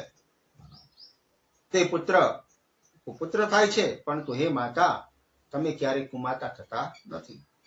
ભગવતીનો અપાર સ્નેહ બતાવીને શંકરાચાર્ય મહારાજ 5મા શ્લોકમાં આગળ કહે છે કે હવે એમાં હે ગણેશ ચમની, મારી પાસે કોઈ શરણ નથી, મને તમે શરણમાં લો. આવી યાતના કરે છે કે મારી પાસે કોઈ શરણ નથી, મારી પાસે કોઈ છત્રી નથી. હે માં ભગવતી, તમે મને તમારા શરણમાં લો, જેથી કરીને હું આ બધા સંતાપોથી દૂર જાઉં. કહે છે શંકરાચાર્ય 5મા શ્લોકમાં, પરિત્યક્તા દેવા વિવિધ સેવા કુલતયા મયા પંચાક્ષીતે રધિકમ પનીતેમ વયસી ઇદાની ચિંતાં સ્વમ યદિ કૃપામ નાપી ભવિતામ નિરાલંબો લંબો દરજનનિકમ યામિ શરણમ. બહુ સુંદર સ્તોત્ર છે કે એક શ્લોક દિવ્યાથી દિવ્ય છે. કહે છે શંકરાચાર્ય મહારાજ, પેલા અર્થ જોઈએ કે હે માં ગણેશ ચંદની પાર્વતી જ્યારે અન્ય દેવતાઓની આરાધના અમે કરીએ છીએ હે ગણેશચંદની, તેની અનેક પ્રકારે સેવા કરવી પડે છે અમારે. આવી રીતે હું વૃદ્ધ થયો, સમય જતો રહ્યો છે. હવે આ અવસ્થામાં મારાથી તે દેવતાઓની સેવા પૂજા હવે થઈ શકતી નથી. તેથી તે દેવતાઓ પાસેથી મને કઈ સહાય મળવાની આશા નથી, કેમ કે હવે 80 વર્ષની ઉંમરે હું આપણે પૂજા કરી શકીએ. હવે હે માં, તારો જ સહારો છે. હે માં, આ સમયે મને તારી જ કૃપાનો સહારો છે. જો તમે મને શરણ નહીં આપો તો હું આધારીન થઈ જઈશ. આધારીન થઈ ગયા પછી હું કોના શરણે જઈશ? પ્રશ્નાર્થ કરે છે શંકરાચાર્ય આ 5મા શ્લોકમાં, કે હવે હું આ ઉંમરે કોની સેવા કરવા જાઉં? આ ઉંમરે તો સેવા કરવી શક્ય નથી, સેવા કરાવવી પડે છે. વ્યાખ્યા કરીએ, કહે છે કે હવે હું વૃદ્ધ થયો, 80 વર્ષનો થયો. 4 અવસ્થા છે આપણે ત્યાં, 4 આશ્રમ છે અવસ્થા પ્રમાણે. પહેલા 25 વર્ષ બ્રહ્મચારી આશ્રમ છે, પછીના 25 વર્ષ બ્રહ્મચર્ય આશ્રમ છે, ગૃહસ્થ આશ્રમ છે, ત્રીજા 25 વર્ષ વાનપ્રસ્થ આશ્રમ છે. એમાં જપ તપ દાન યજ્ઞ આ બધું કરવું જોઈએ, તપસ્યા કરવી જોઈએ. વન તરફ મુખ રાખી તપ કરી વાનપ્રસ્થી બની અને પછી બીજા 10 વર્ષ એટલે ચોથા આશ્રમમાં સંન્યાસમાં પ્રવેશ કરવામાં આવે છે. ઈ પણ વીતી ગયા છે. શંકર કહે છે કે હવે હું 85 વર્ષનો થયો. 3 આશ્રમ અને આ છેલ્લો જે સંન્યાસ આશ્રમ છે એના 10 વર્ષ વયા ગયા. આમ 4 આશ્રમમાં થતા જુદા જુદા કર્મ અને ઉપાસના હતી, તે બધી જ મેં કરી છે. મેં કઈ નથી કર્યું એવું નથી. પણ હવે મારા શરીરની શક્તિઓ શિથિલ થઈ છે. હવે હું કઈ કરવા સમર્થ નથી. જુદા જુદા દેવો માટે જુદી જુદી સાધનાઓ કરીને હું વ્યાકુળ થયો છું. હવે હું કઈ કરવા સમર્થ નથી. તેથી હે માં ગણેશચંદની, હું તમારી શરણમાં છું. અહીંયા શબ્દ વાપર્યો છે ગણેશચંદની. કહે છે શંકરાચાર્ય કે હે માં, તમારા મેલથી જ ગણેશજીનો જન્મ થયો છે. તમે ગણેશજીની શિવજીથી રક્ષા પણ કરી હતી. જેમ ગણેશજીએ શિવજીનો વિરોધ કર્યો હતો, તેમજ મેં પણ પરમાત્માની સામે અનેક અપરાધો કર્યા હશે. તેથી હે માં, તમે મારી પરમાત્માથી રક્ષા કરો. તમે જેમ ગણપતિ તમારા પુત્રની રક્ષણ કર્યું, એવી જ રીતે તમે મારું પણ રક્ષણ કરો. હે માં, મેં 7 ચક્ર પાર કરી હવે હું સાક્ષી બ્રહ્મમાં સ્થિત છું. હવે હું સાક્ષી ભાવમાં સ્થિત છું. અહીં સુધી પહોંચવું તે હે ગણેશચંદની તમારી કૃપા વગર શક્ય હતું નહીં. આ 7 ચક્રોને પાર કરી જીવને પોતાના લક્ષ્ય પરમાત્મા સુધી પહોંચાડવામાં શક્તિ ભગવતી જ કાર્યરત હોય છે. તે મહાશક્તિ દ્વારા જ લક્ષ્ય પ્રાપ્ત થાય છે. 7 ચક્રોને પાર કરવા માટે પણ શક્તિ જરૂરી છે. શક્તિ બધામાં છે. શક્તિ વગરનો કોઈ વ્યક્તિ નથી. અને શક્તિ જો જતી રહે ને તો આ શરીર પડી જાય. હકીકતમાં માં ભગવતી જ પરમ પિતાના ખોળામાં બેસાડનારી છે. આપણો અનુભવ છે સૌનો કે માં જ પિતાના ખોળામાં આપણને બેસાડે છે. અને બીજી વાત, એક માં જ તેના સંતાનને પિતાની ઓળખ પણ આપે છે. માની ઓળખ આપવાની કોઈ પુત્રને જરૂર નથી. પુત્રને ખબર છે કે આ મારી માં છે, પણ પિતાની ઓળખ તો માં જ આપે. માને જ ખબર હોય કે અહીંયા કોનો પુત્ર છે. માને ઓળખની જરૂર નથી, પરંતુ પિતાની ઓળખાણ જરૂરી છે. આગળના 6થા શ્લોકમાં ભગવતીના દર્શનનું જે ફળ છે, મંત્રનું જે ફળ છે એ બતાવવામાં આવ્યું છે. એનું ચિંતન છે. કહે છે શંકરાચાર્ય 6થા શ્લોકમાં, સ્વપાકો જલ્પાકો ભવતિ મધુપાકોપમગિરા નિરાટંકો રંકો વિહરતિ ચિરમ કોટિકનકે તવાપર્ણે કર્ણે વિશતિ મનુવર્ણે ફલમિદં જનમ કો જાનીતે જનની જપનીયમ જપવિધો. સીધો અર્થ જોઈએ કે હે માતા, અપર્ણા નામ આપ્યું છે અહીંયા. તમારા મંત્રનો એક અક્ષર જો કાનમાં પડી જાય તો તેનું ફળ અમોઘ છે. એક શબ્દ જો, આખો મંત્ર નહીં. મૂર્ખ ચાંડાલ પણ એક મંત્રના ફળથી મધુપાક અર્થાત પકવાન જેવું મધુર બોલતો વક્તા બની જાય છે. રંક કોઈ ગરીબ હોય તો એ કરોડો સુવર્ણ મુદ્રાઓનો સ્વામી બની જાય અને નિર્ભય બનીને વિચરણ કરતો રહે છે. જો મંત્રના એક અક્ષરનું આવું ફળ હોય તો એમાં જે લોકો વિધિપૂર્વક તમારા મંત્રનો જપ કરે છે તેનું શું ફળ હશે? પ્રશ્નાર્થ કરે છે. તે ફળ પણ કયો મનુષ્ય જાણી શકે છે? આવો અર્થ થાય છે. વ્યાખ્યા કરીએ તો શંકરાચાર્ય મહારાજ આ શ્લોકમાં માં આદિશક્તિના અપર્ણાથી સંબોધન પહેલા કર્યું. અપર્ણા કહ્યું છે. અપર્ણા અર્થાત મા ભગવતીનું એક નામ છે. મા ભગવતી આદિશક્તિ પાર્વતીએ જ્યારે શિવજીને બીજી વાર પ્રાપ્ત કરવા માટે તપ કર્યું હતું તે સમયે મા ભવાનીએ એક સમયે સૂકા પાંદડા એટલે કે પર્ણોને છોડી દીધા હતા. તે સમયે માનું નામ અપર્ણા પડી ગયું હતું. તે અપર્ણા નામથી આદિગુરુ સંબોધન કરે છે. આદિગુરુ કહે છે કે હે માં, આ સંસાર વૃક્ષ છે, વેદ તેના પાંદડા છે. વેદ વગર આ સંસાર રૂપી વૃક્ષ સુકાઈ જાય છે. તેથી સંસાર વૃક્ષની રક્ષા વેદ જ કરે છે. હે માં અપર્ણા, તમારી એ ઘોર તપસ્યાનો મંત્ર નો એક શબ્દ કાનથી કોઈ શ્રવણ કરી લે તો તેની વાણી મધુર બની જાય છે, મીઠી બની જાય છે. અહીંયા આદિગુરુ જે વાત કરે છે, જે બાજુ મૂકે છે તે દેવી ભાગવતનો એક ઇતિહાસ છે. એ કહે છે, એક દ્રષ્ટાંત આપ્યું કે એક મંત્ર કાનમાં પડી જવાથી તેનું ફળ કેટલું મળે છે. કહે છે શંકરાચાર્ય, દેવી ભાગવતનું દ્રષ્ટાંત છે, ઇતિહાસ છે કે કૌશલ દેશમાં એક દેવદત્ત નામનો બ્રાહ્મણ રહેતો હતો. તેને કોઈ સંતાન ન હતું. તેથી તેણે ગોભીલ મુનિના આશીર્વાદ સાથે તમસા નદીના કિનારે પુત્ર કામેષ્ઠી યજ્ઞ કર્યો હતો. એ ગોભીલ મુનિએ મંત્ર બોલવામાં ભૂલ કરી, શ્વાસ લેવાની તકલીફ પડી. ક્યારેક શ્વાસ મંત્રમાં છોડવો જોઈએ, ક્યારે લેવો જોઈએ, ક્યારે વિરામ આપવો જોઈએ, એમાં તકલીફ પડતી હતી. તેથી મંત્રમાં વારંવાર ભૂલો થતી રહી. તેના પરિણામે દેવદત્ત બ્રાહ્મણને ક્રોધ આવ્યો. તેણે ગોભીલ મુનિએ દેવદત્ત બ્રાહ્મણને શ્રાપ આપી દીધો કે શ્રાપ તરત આપી દીધો કે તારો પુત્ર મૂર્ખ થશે. કેમ કે દેવદત્ત બ્રાહ્મણે ગોભીલ મુનિનું અપમાન કર્યું કે હે મહારાજ, તમે મંત્ર બોલવામાં ભૂલ કરો છો. તો ગોભીલ મુનિએ શ્રાપ આપી દીધો કે તારો પુત્ર મૂર્ખ થશે. પુત્ર તો થશે, પુત્ર કામેષ્ઠી યજ્ઞ છે, પુત્ર તો થાય જ, પરંતુ મૂર્ખ થશે. દેવદત્ત બ્રાહ્મણે તરત જ ક્રોધ છોડી ગોભીલ ઋષિના ચરણો પકડી લીધા છે. ચરણો પકડી લીધા, ક્ષમા યાચના કરી. પરિણામે ઋષિનો ક્રોધ શાંત થયો અને બોલ્યા છે કે તારો પુત્ર મૂર્ખ તરીકે મેં શ્રાપ આપ્યો છે, જન્મશે તો ખરો જ, પરંતુ તે અંતે મહાપંડિત વિદ્વાન બની જશે. આ બાળકનો જન્મ થયો.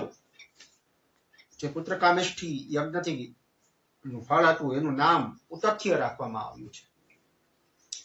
8 વર્ષે યજ્ઞોપવિત સંસ્કાર થયા ઉતથ્ય મહારાજના, પરંતુ તે બાળકમાં કોઈ જ્ઞાન ન હતું. તે મૂર્ખ હતો. ઋષિના શ્રાપનો પ્રભાવ હતો. ગાયત્રી મંત્ર પણ તેને આવડતો ન હતો. સમય ગયો, લોકો તેની મસ્કરી કરવા લાગ્યા. પાગલ છે, મૂર્ખ છે એમ કહેવા લાગ્યા, હસવા લાગ્યા. તે ઉતથ્ય 2 નિયમો લઈ લીધા. લોકો જે બોલતા હતા એનું સાંભળતો નહીં. 2 નિયમો લીધા કે હું અસત્ય નહીં બોલું, અને બીજું, હું કોઈનું ખરાબ નહીં કરું. સમય ગયો. અંતે 16 વર્ષની ઉંમરે પિતાએ આ ઉતથ્યને કાઢી મૂક્યો છે, કેમ કે મૂર્ખ છે.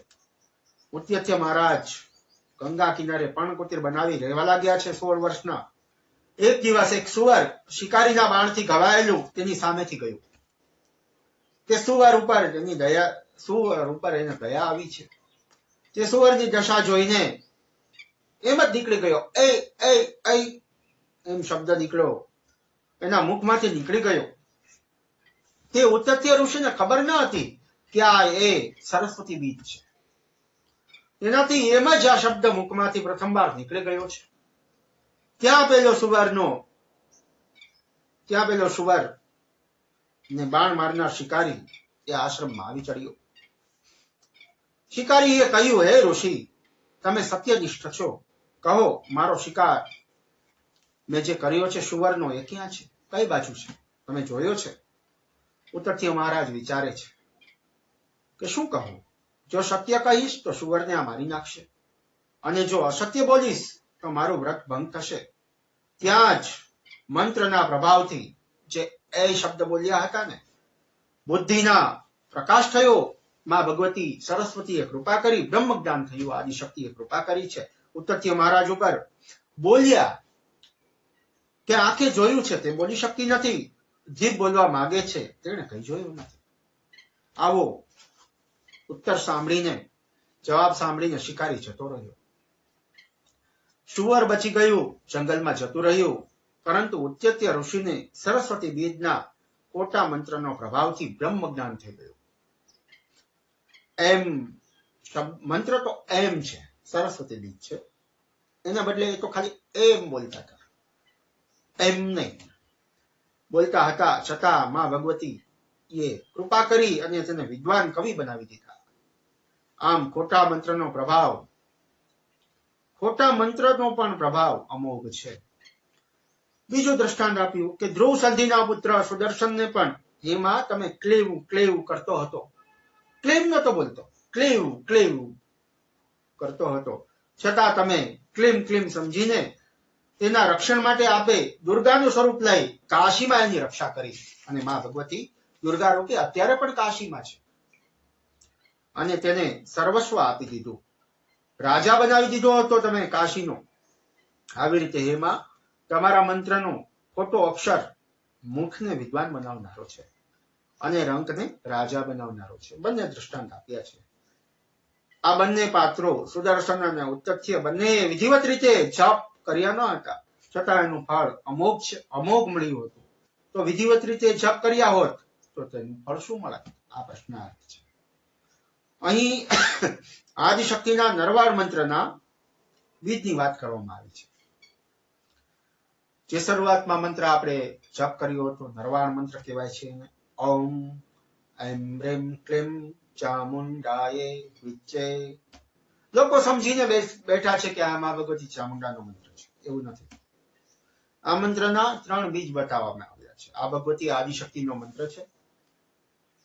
પહેલા ઓમકાર આવે છે, જેમાં ઓમકાર આવે એને જ મંત્ર કહેવાય.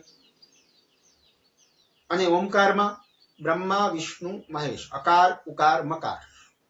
અકાર વિષ્ણુ, ઉકાર બ્રહ્મા, મહેશ મકાર, અને ઉપર જે બિંદી છે એ ભવાની છે, અને એની અંદર જે નાની બિંદી બતાવવામાં આવી એ ગણપતિ છે. એટલે ઓમકારની અંદર 5 દેવો આવે. ઓમકાર એ એન્જિન છે. અને પછી એમ રીમ ક્લીમ. એમ એ સરસ્વતી બીજ છે, આપણે હમણાં જોયું. અને રીમ મહાલક્ષ્મીનું બીજ છે, અને ક્લીમ મહાકાલીનું બીજ છે, કામ બીજ કહેવાય. અને ચામુંડાએ બીજ છે, આ મા ભગવતી આદિશક્તિનું નામ છે, જે સર્વસ્વ આપનારો છે. આ નરવાણ મંત્ર, તે નરવાણ મંત્રમાં બધું જ આવી જાય છે. તેવી દેવી ભાગવત પુરાણ અને માર્કંડેય પુરાણ અનુસાર આ નરવાણ મંત્ર સર્વોપરી મંત્ર કહેવામાં આવ્યો છે, જેની દીક્ષા શિવજીએ માં આદિશક્તિ પાસેથી મણિદ્વીપમાં લીધી હતી, એવું દેવી ભાગવતમાં વર્ણન છે. ત્રિદેવોએ પણ આ મંત્રની દીક્ષા લીધેલી છે. આમ ખોટા બીજ મંત્રોનું ફળ પણ સકામ મળ્યું હતું. તો સાચા બીજ મંત્ર સાથે નરવાણ મંત્રનો જપ કરવાથી અમોઘ ફળ પ્રાપ્ત થાય છે. તમારા કુળદેવીનું નામ આગળ લગાડીને આનો જપ કરવો જોઈએ. દાખલા તરીકે ઓમ એમ રીમ ક્લેમ માતંગી દેવીએ નમો નમઃ. ઓમ એમ રીમ ક્લેમ અંબાજી દેવીએ નમો નમઃ. અર્થાત મહાકાલી, મહાલક્ષ્મી, મા સરસ્વતી સ્વરૂપા, હે મા ભગવતી, અમે તમને નમસ્કાર કરીએ છીએ. તેથી શંકરાચાર્ય કહે છે કે હે માં, આ નરવાણ મંત્રનું ફળ અમોઘ છે, એને કોઈ જાણી શકતું નથી. અને 7મા શ્લોકમાં આદિગુરુ શંકરાચાર્ય ગૃહસ્થ શિવ ભવાનીનું દર્શન કરતા લખે છે, ચિતાભસ્મ તમારો પતિ કેવા એની વાત કરવામાં આવી. ચિતાભસ્મ લેપો ગરલમશનમ દી કપટધરો જટાધારી કંઠે ભુજગપતિહારી પશુપતિ કપાલી ભૂતેષુ ભજતિ જગદીશેક પદવીમ ભવાની કંપાણી ગ્રહણ પરિપાતી ફલમિદમ. દિવ્ય તે દિવ્ય શ્લોક છે બધા. સૌપ્રથમ અર્થ જોઈએ. કહે છે કે હે ભવાની, જે પોતાના અંગોમાં ચિતાની રાખ ભભૂતિનો લેપ કરે છે, વિષ જેણે ધારણ કર્યું છે, જે દિગંબર છે, મસ્તક ઉપર જટા છે અને ગળામાં નાગરાજ વાસુકી છે, જેના હાથમાં કપાલ એટલે કે ખોપરી છે, તેવા ભૂતના સ્વામી પશુપતિ છે, જે બીજા નામે જગદીશ છે. કારણ કે તમે શિવજી સાથે પાણી ગ્રહણ કર્યું, તેથી શિવજીનું માન વધી ગયું. તમે એની સાથે લગ્ન કર્યા એટલે શિવજીનું માન વધ્યું છે. જેમાં તમારા સિવાય બીજું આવું કોણ હોઈ શકે? આવો અર્થ થાય. વ્યાખ્યા કરીએ તો આ શ્લોકમાં શિવજીનું શબ્દ ચિત્ર પહેલા બતાવવામાં આવ્યું. કેવા છે? કારણ કે ભવાનીના પતિ છે. ચિતા ભસ્મ લેપો અર્થાત ચિતાની ભસ્મ જેને શુદ્ધ થતા 10 દિવસ લાગે. ચિતાની ભસ્મને શુદ્ધ કરવા માટે 10 દિવસ લાગે. શુદ્ધ 10મા દિવસે 10મા વિધિ છે શુદ્ધ થાય. જે ચિતા ભસ્મને લગાડીને શિવજી પ્રસન્ન થાય છે, તે ભસ્મ મારી માટે શિવજીનો પ્રસાદ છે, શંકર કહે છે. આ જગતના રક્ષણ માટે જેણે જાહેર પીધું અને જીવન આપી દીધું આ સૃષ્ટિને, અને પોતે મહાદેવમાંથી જગદીશ થયા છે, આવા જગદીશ જગતના ઈશ્વર જે દિગંબર છે તેને હું ભજું છું. શંકરાચાર્ય કહે છે એ તમારા પતિ છે, દિગંબર છે. દિગંબર અર્થાત દિશાઓ જેના વસ્ત્રો છે તેવા. જટાધારી, જટામાં ગંગા છે, તે ગંગા જ્ઞાનનું પ્રતીક છે. અને સર્પરાજ વાસુકીને ધારણ કર્યો છે, કપાલ ખોપરી હસ્તમાં રાખે છે. આવા મહાદેવનું આવું વિચિત્ર સ્વરૂપ હોવા છતાં તે ઈશ્વર કહેવાય છે. કારણ કે હે માં, તમે શિવજીનું વરણ કર્યું છે, તેથી એ ઈશ્વર કહેવાય છે. શિવજીનું માન વધી ગયું છે. હે માં, આગળના 8મા શ્લોકમાં આદિગુરુ માંગણી કરતા કહે છે. શું જોઈએ છે? આપણી માંગણી હોય ને, માગીએ આપણે પરમાત્મા પાસે, તો એ માંગણી કરતા કહે છે કે મારે શું નથી જોતું એ પહેલા માંગ્યું. નથી જોતું એ પહેલા માંગ્યું છે. 8મા શ્લોકમાં કહે છે ન મોક્ષમ નાકાંક્ષામ ભવ વિભવયાપિ ન ચ મે ન વિજ્ઞાનાપેક્ષામ શશિમુખી સુકેશ્ચાપિ ન પુનઃ અતંસ્તં સંયાચે જનની જનનમ યાતુ મમ વે મૃડાની રુદ્રાણી શિવ શિવ ભવાની જપતઃ. સીધો અર્થ જોઈએ પહેલા. મસ્તક ઉપર ચંદ્રમાને ધારણ કરનારી હે માતા, મને મોક્ષની આકાંક્ષા નથી. મારે મોક્ષ નથી જોઈતો. મારે વૈભવની પણ જરૂર નથી. મારે વિજ્ઞાન કે જ્ઞાનની પણ જરૂર પણ નથી. સુખની ઈચ્છા પણ નથી. હે માં, મારી એક જ યાતના છે, એક જ વસ્તુ હું માગું છું, એક જ મારી માંગણી છે કે મારું જીવન રોડાની રુદ્રાણી શિવા શિવા ભવાની આવી રીતે નામ જપ કરતા કરતા, તારું સ્મરણ કરતા કરતા મારું જીવન પૂર્ણ થાય. એવી હે માં હું તારી પાસે માંગણી કરું છું. માટે હે માં, મને એવી કૃપા કર કે હું તારું નામ સ્મરણ સતત કરતો રહું. આવી માંગણી કરે છે. મારે મોક્ષ નથી જોઈતો. મારે વૈભવની પણ જરૂર નથી. મારે વિજ્ઞાન જ્ઞાન કઈ નથી જોતું. મારે સુખ પણ નથી જોઈતું. તો શું જોઈએ છે? તો કે મારે માત્ર એવી જ ઈચ્છા છે કે હું મારું મન સતત તારું સ્મરણ કર્યા કરે. રોડાની રુદ્રાણી શિવા શિવા ભવાની બધા નામનો જપ કરતો રહે. હવે વ્યાખ્યા કરી. આદિગુરુ શંકર જેવી માંગણી કોઈ કરી જ ના શકે. આપણે આવી માંગણી ના કરી શકીએ. મોક્ષ, વૈભવ, જ્ઞાન, વિજ્ઞાન, સુખ કઈ નથી જોઈતું. એકમાત્ર ઈચ્છા તારું નામ સ્મરણ મને સતત થતું રહે એવી માંગણી કરું છું. અહીંયા આદિગુરુએ ઈચ્છાની વાત કરે છે. તો ઈચ્છાઓ બે પ્રકારની હોય છે. બધાથી ઈચ્છાઓ બે પ્રકારની. પેલું, જે પોતાની વસ્તુ છે તે એમ જ રહે એવી ઈચ્છા હોય, કે જે છે એમ જ રહે. અને બીજું, કે બીજાની જે વસ્તુ છે તે મને પ્રાપ્ત થાય. આ બીજા પ્રકારની ઈચ્છા. એ જ પ્રમાણે સંસારમાં આત્મા અને અનાત્મા બે પદાર્થ છે.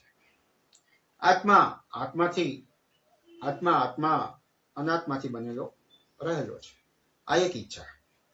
આત્મા આત્મામાં જ બનેલો રહે, આ એક ઈચ્છા. અને બીજું, જેને જાણી લીધું છે, જેને જ્ઞાન થઈ ગયું છે, તે આત્મા અને અનાત્મા વચ્ચે કોઈ સંબંધ નથી.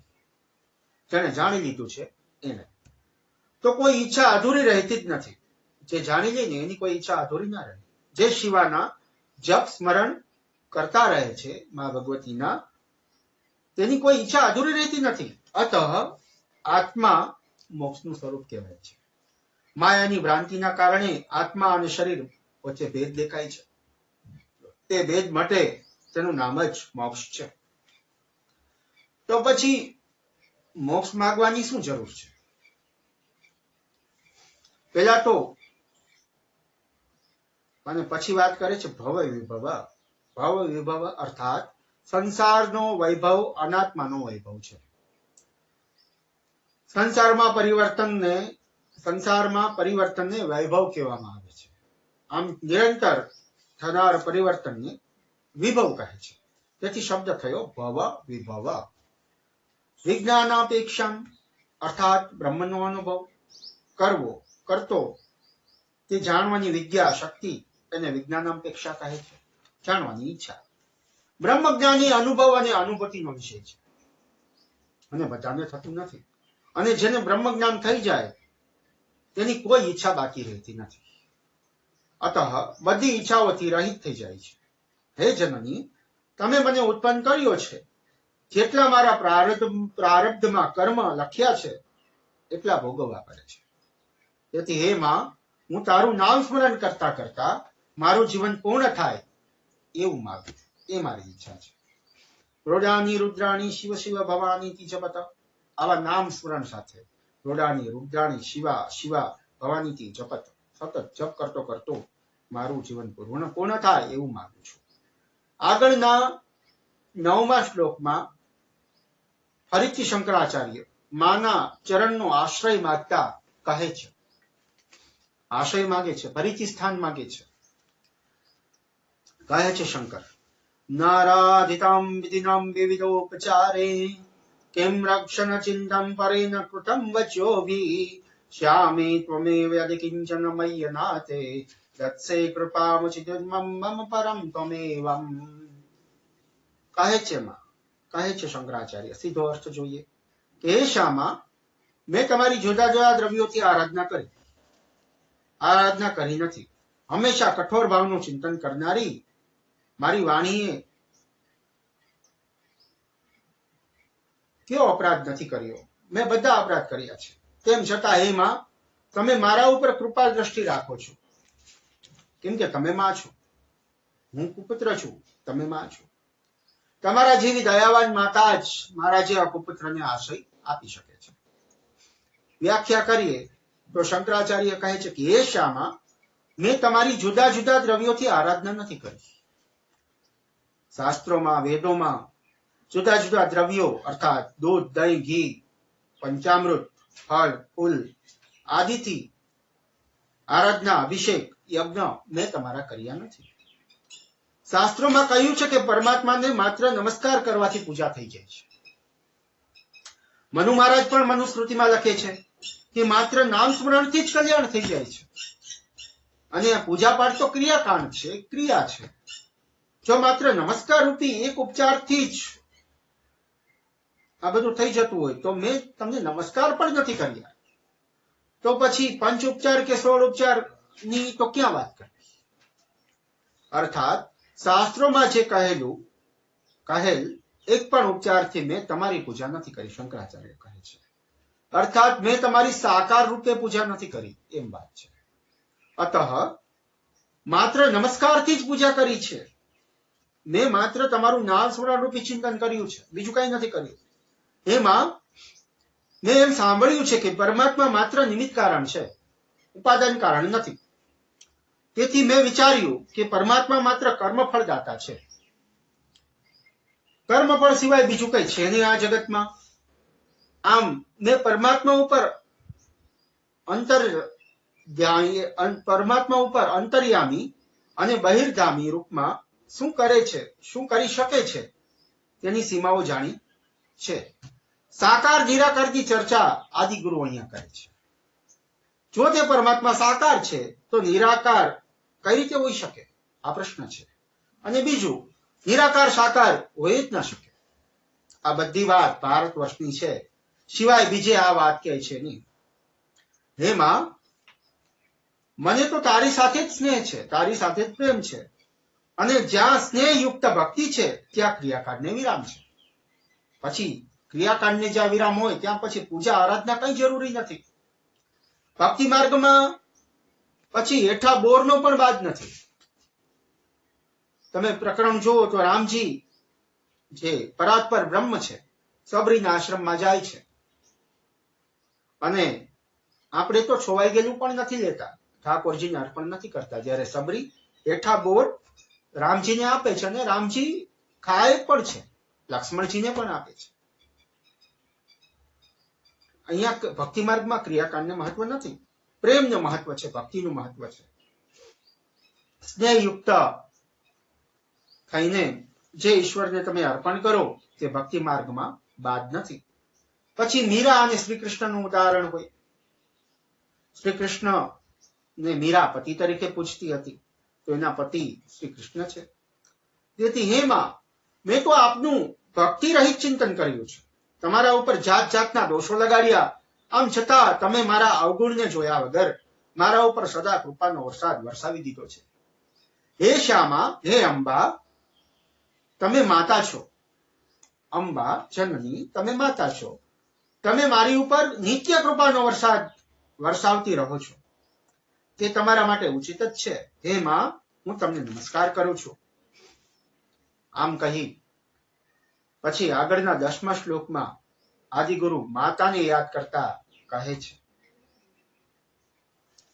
આવત્સ્તુમ અગ્રમ સ્મરણમ ત્વદીયમ કરોમિ દુર્ગે કરુણાર્તિ વૈશી ને ષષ્ટતમ મમ ભાવયેથા શ્રુતાતુષામ શ્રુતરામ જનનીમ સ્મરંતિમ. કહે છે, અર્થ જોઈએ કે હે મા દુર્ગા, હે કરુણા સિંધુ, હે મહેશ્વરી, હું વિપત્તિઓમાં ફસાયેલો આજે તમારું સ્મરણ કરું છું. આપણે વિપત્તિઓમાં ફસાઈએ ને ત્યારે જ માનું સ્મરણ કરીએ છીએ, બાકી માં યાદ નથી આવતી. અર્થાત પેલા ક્યારેય કરતો ન હતો, આ તો વિપત્તિ આવી એટલે કરું છું. તેને મારી લુચાઈ ન માનશો, કારણ કે ભૂખ તરસથી પીડાતો બાળક માતાને જ યાદ કરે છે. આવો અર્થ 10મા શ્લોકનો થાય છે. હવે વ્યાખ્યા જોઈએ શંકરાચાર્યના મતે. આપત્તિ એટલે શું? જે પોતાને જન્મ મરણ વાળું સંસારી જીવ સમજવું એ જ પોતે આપત્તિ. મોટામાં મોટી આપત્તિ એ જ છે. આપણું પોતાનું વાસ્તવિક સ્વરૂપ એ જ સંપત્તિ છે. વાસ્તવિક સ્વરૂપ એટલે આત્માની વાત છે, એ સંપત્તિ છે. પછી આત્મા જન્મ લેતો નથી ને આત્મા મરતો નથી, તો પછી આપણે એને દુઃખ ગણીએ છીએ. તેથી આત્મારૂપ સિવાય બીજું કઈ પણ વિપત્તિ રૂપ છે. અતઃ હે માં, હું કેટલાય જન્મોથી આવી વિપત્તિઓથી ઘેરાયેલો છું. એટલે અનેક વાર આ સૃષ્ટિમાં આવ્યો એની વાત, એ વિપત્તિઓની વાત કરે છે. આ બાબતમાં હું નાનો બાળક છું, અને આ ભવાટવીમાં હું રુદન કરું છું.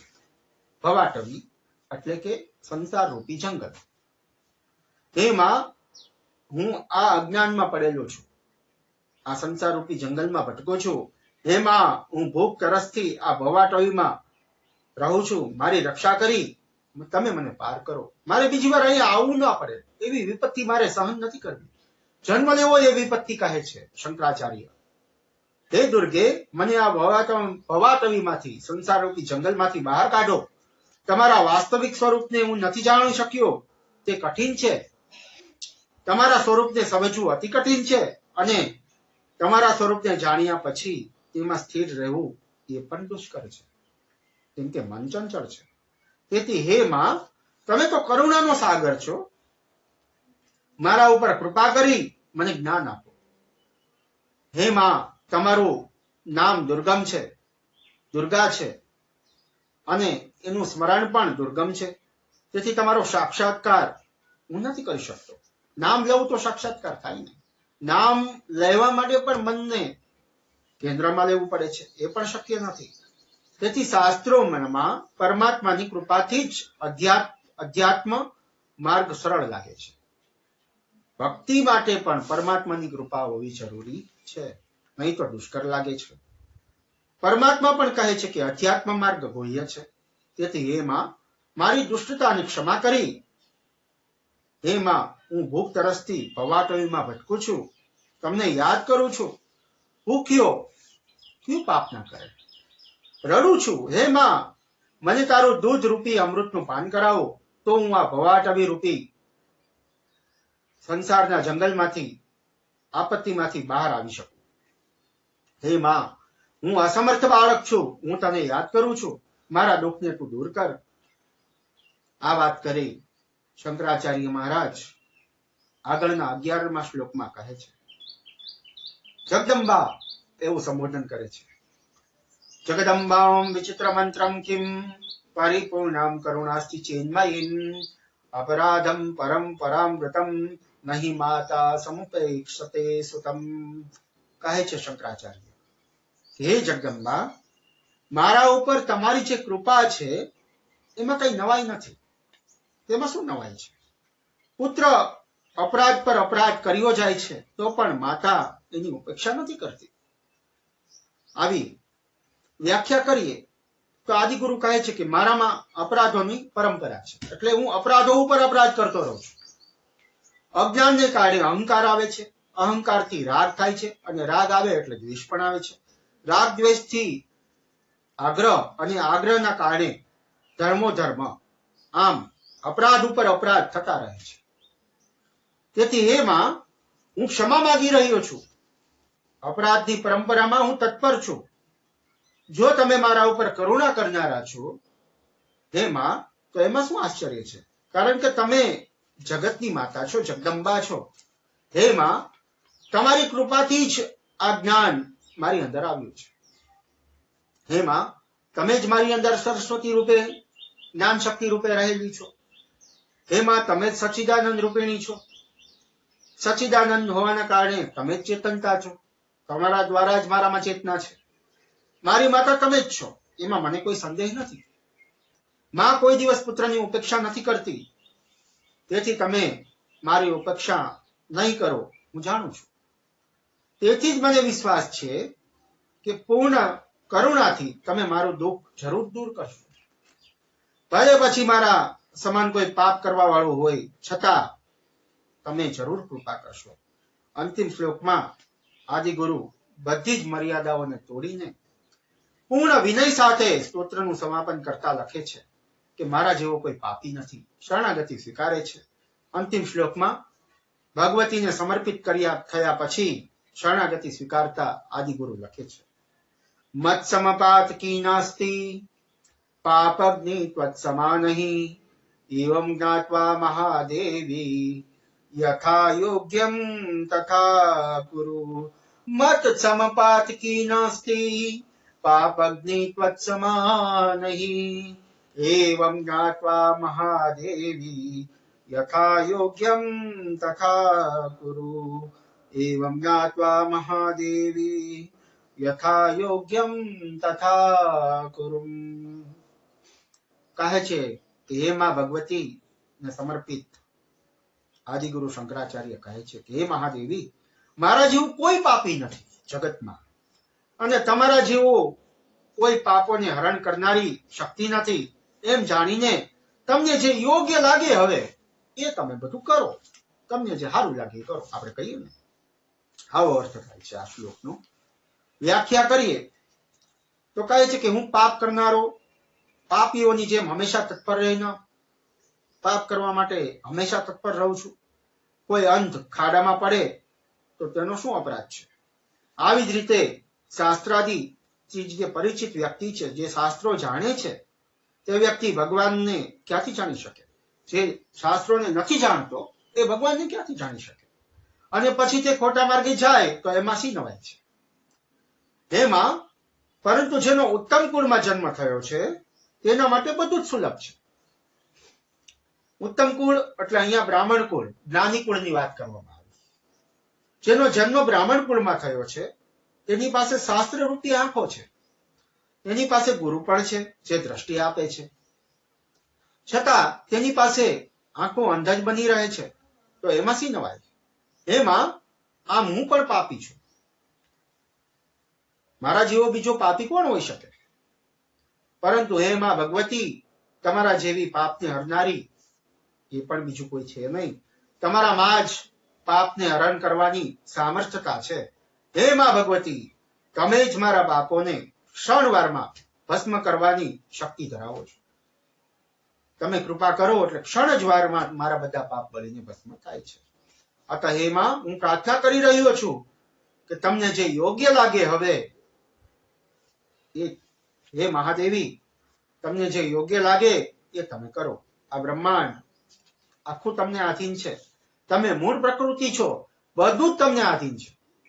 તેથી હે માં ભગવતી, મારા કર્મોને જોયા વગર તમે મારી યોગ્યતા જોઈને મને જરૂર માફ કરજો, મારા પાપોને જરૂર બાળજો. અંતિમ મંત્રની પ્રાર્થના સાથે આપ સૌ કરજો અંતિમ સ્તોત્રની પ્રાર્થના. આજની કથાને આપણે વિરામ તરફ લઈ જઈ રહ્યા છીએ. અંતિમ શ્લોક લખતા કહે છે કે મત્સમપાતકી નાસ્તિ પાપગ્નિ ત્વત્સમાનહિ એવં જ્ઞાત્વા મહાદેવી યથા યોગ્યમ તથા કુરુ. એવં જ્ઞાત્વા મહાદેવી યથા યોગ્યમ તથા કુરુ. એવં જ્ઞાત્વા મહાદેવી યથા યોગ્યમ તથા કુરુ. इति श्रीमद् शंकराचार्य विरचितम देवी अपराध समापन स्त्रोत्रम संपूर्णम. અહીંયા શંકરાચાર્ય મહારાજ સમાપન કરે છે આ સ્તોત્રનું. 12 શ્લોક બતાવ્યા છે, દિવ્યાતિ દિવ્ય છે. એનું ચિંતન કરવાથી, કથા શ્રવણ કરવાથી, પાઠ કરવાથી કુળદેવીના અપરાધમાંથી મુક્ત થવાય છે. અને અંતે માં ભગવતીના શરણોમાં આપણે સૌ જઈએ. વાંગમય પૂજા જે આજે કરી તે માં ભગવતી કુળદેવીને અર્પણ કરીએ છીએ. માતંગી મોઢેશ્વરી દેવીને અર્પણ કરીએ છીએ, આદિશક્તિને અર્પણ કરીએ છીએ, કુળદેવીને અર્પણ કરીએ છીએ. અંતિમ શ્લોક આવાહનમ ન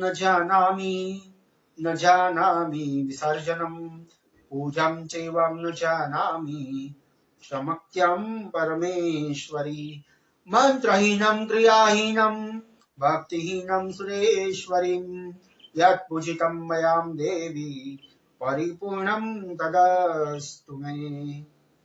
હે માં ભગવતી, અમે આવાહન નથી જાણતા, અમે તારું ધ્યાન નથી જાણતા, અમે તારું વિસર્જન નથી જાણતા, પૂજા નથી જાણતા, ધ્યાન નથી જાણતા, કઈ જાણતા નથી. અમે આબુદ બાળક છીએ શંકરાચાર્યની જેમ.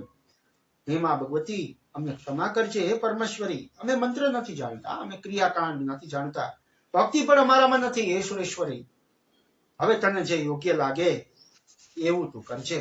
આમ માં ભગવતીને આ વાંગમય પૂજા અર્પણ કરીએ છીએ. ઇતેષા વાંગમયી પૂજા શ્રીમદ શિવા પાદયો અર્પિતામ દેવેશિમ પ્રિયતામ મે માં ભગવતીમ. માં ભગવતી આદિશક્તિને નમસ્કાર. માં ભગવતી આદિશક્તિ કી જય. श्री भौदेश्वरी मात की जय. श्री द्वारिकाधीश की जय. जगत गुरु शंकराचार्य महाराज की जय. ओम नमः पार्वती पतिये हर हर महादेव हर. ओम इति अस्तु.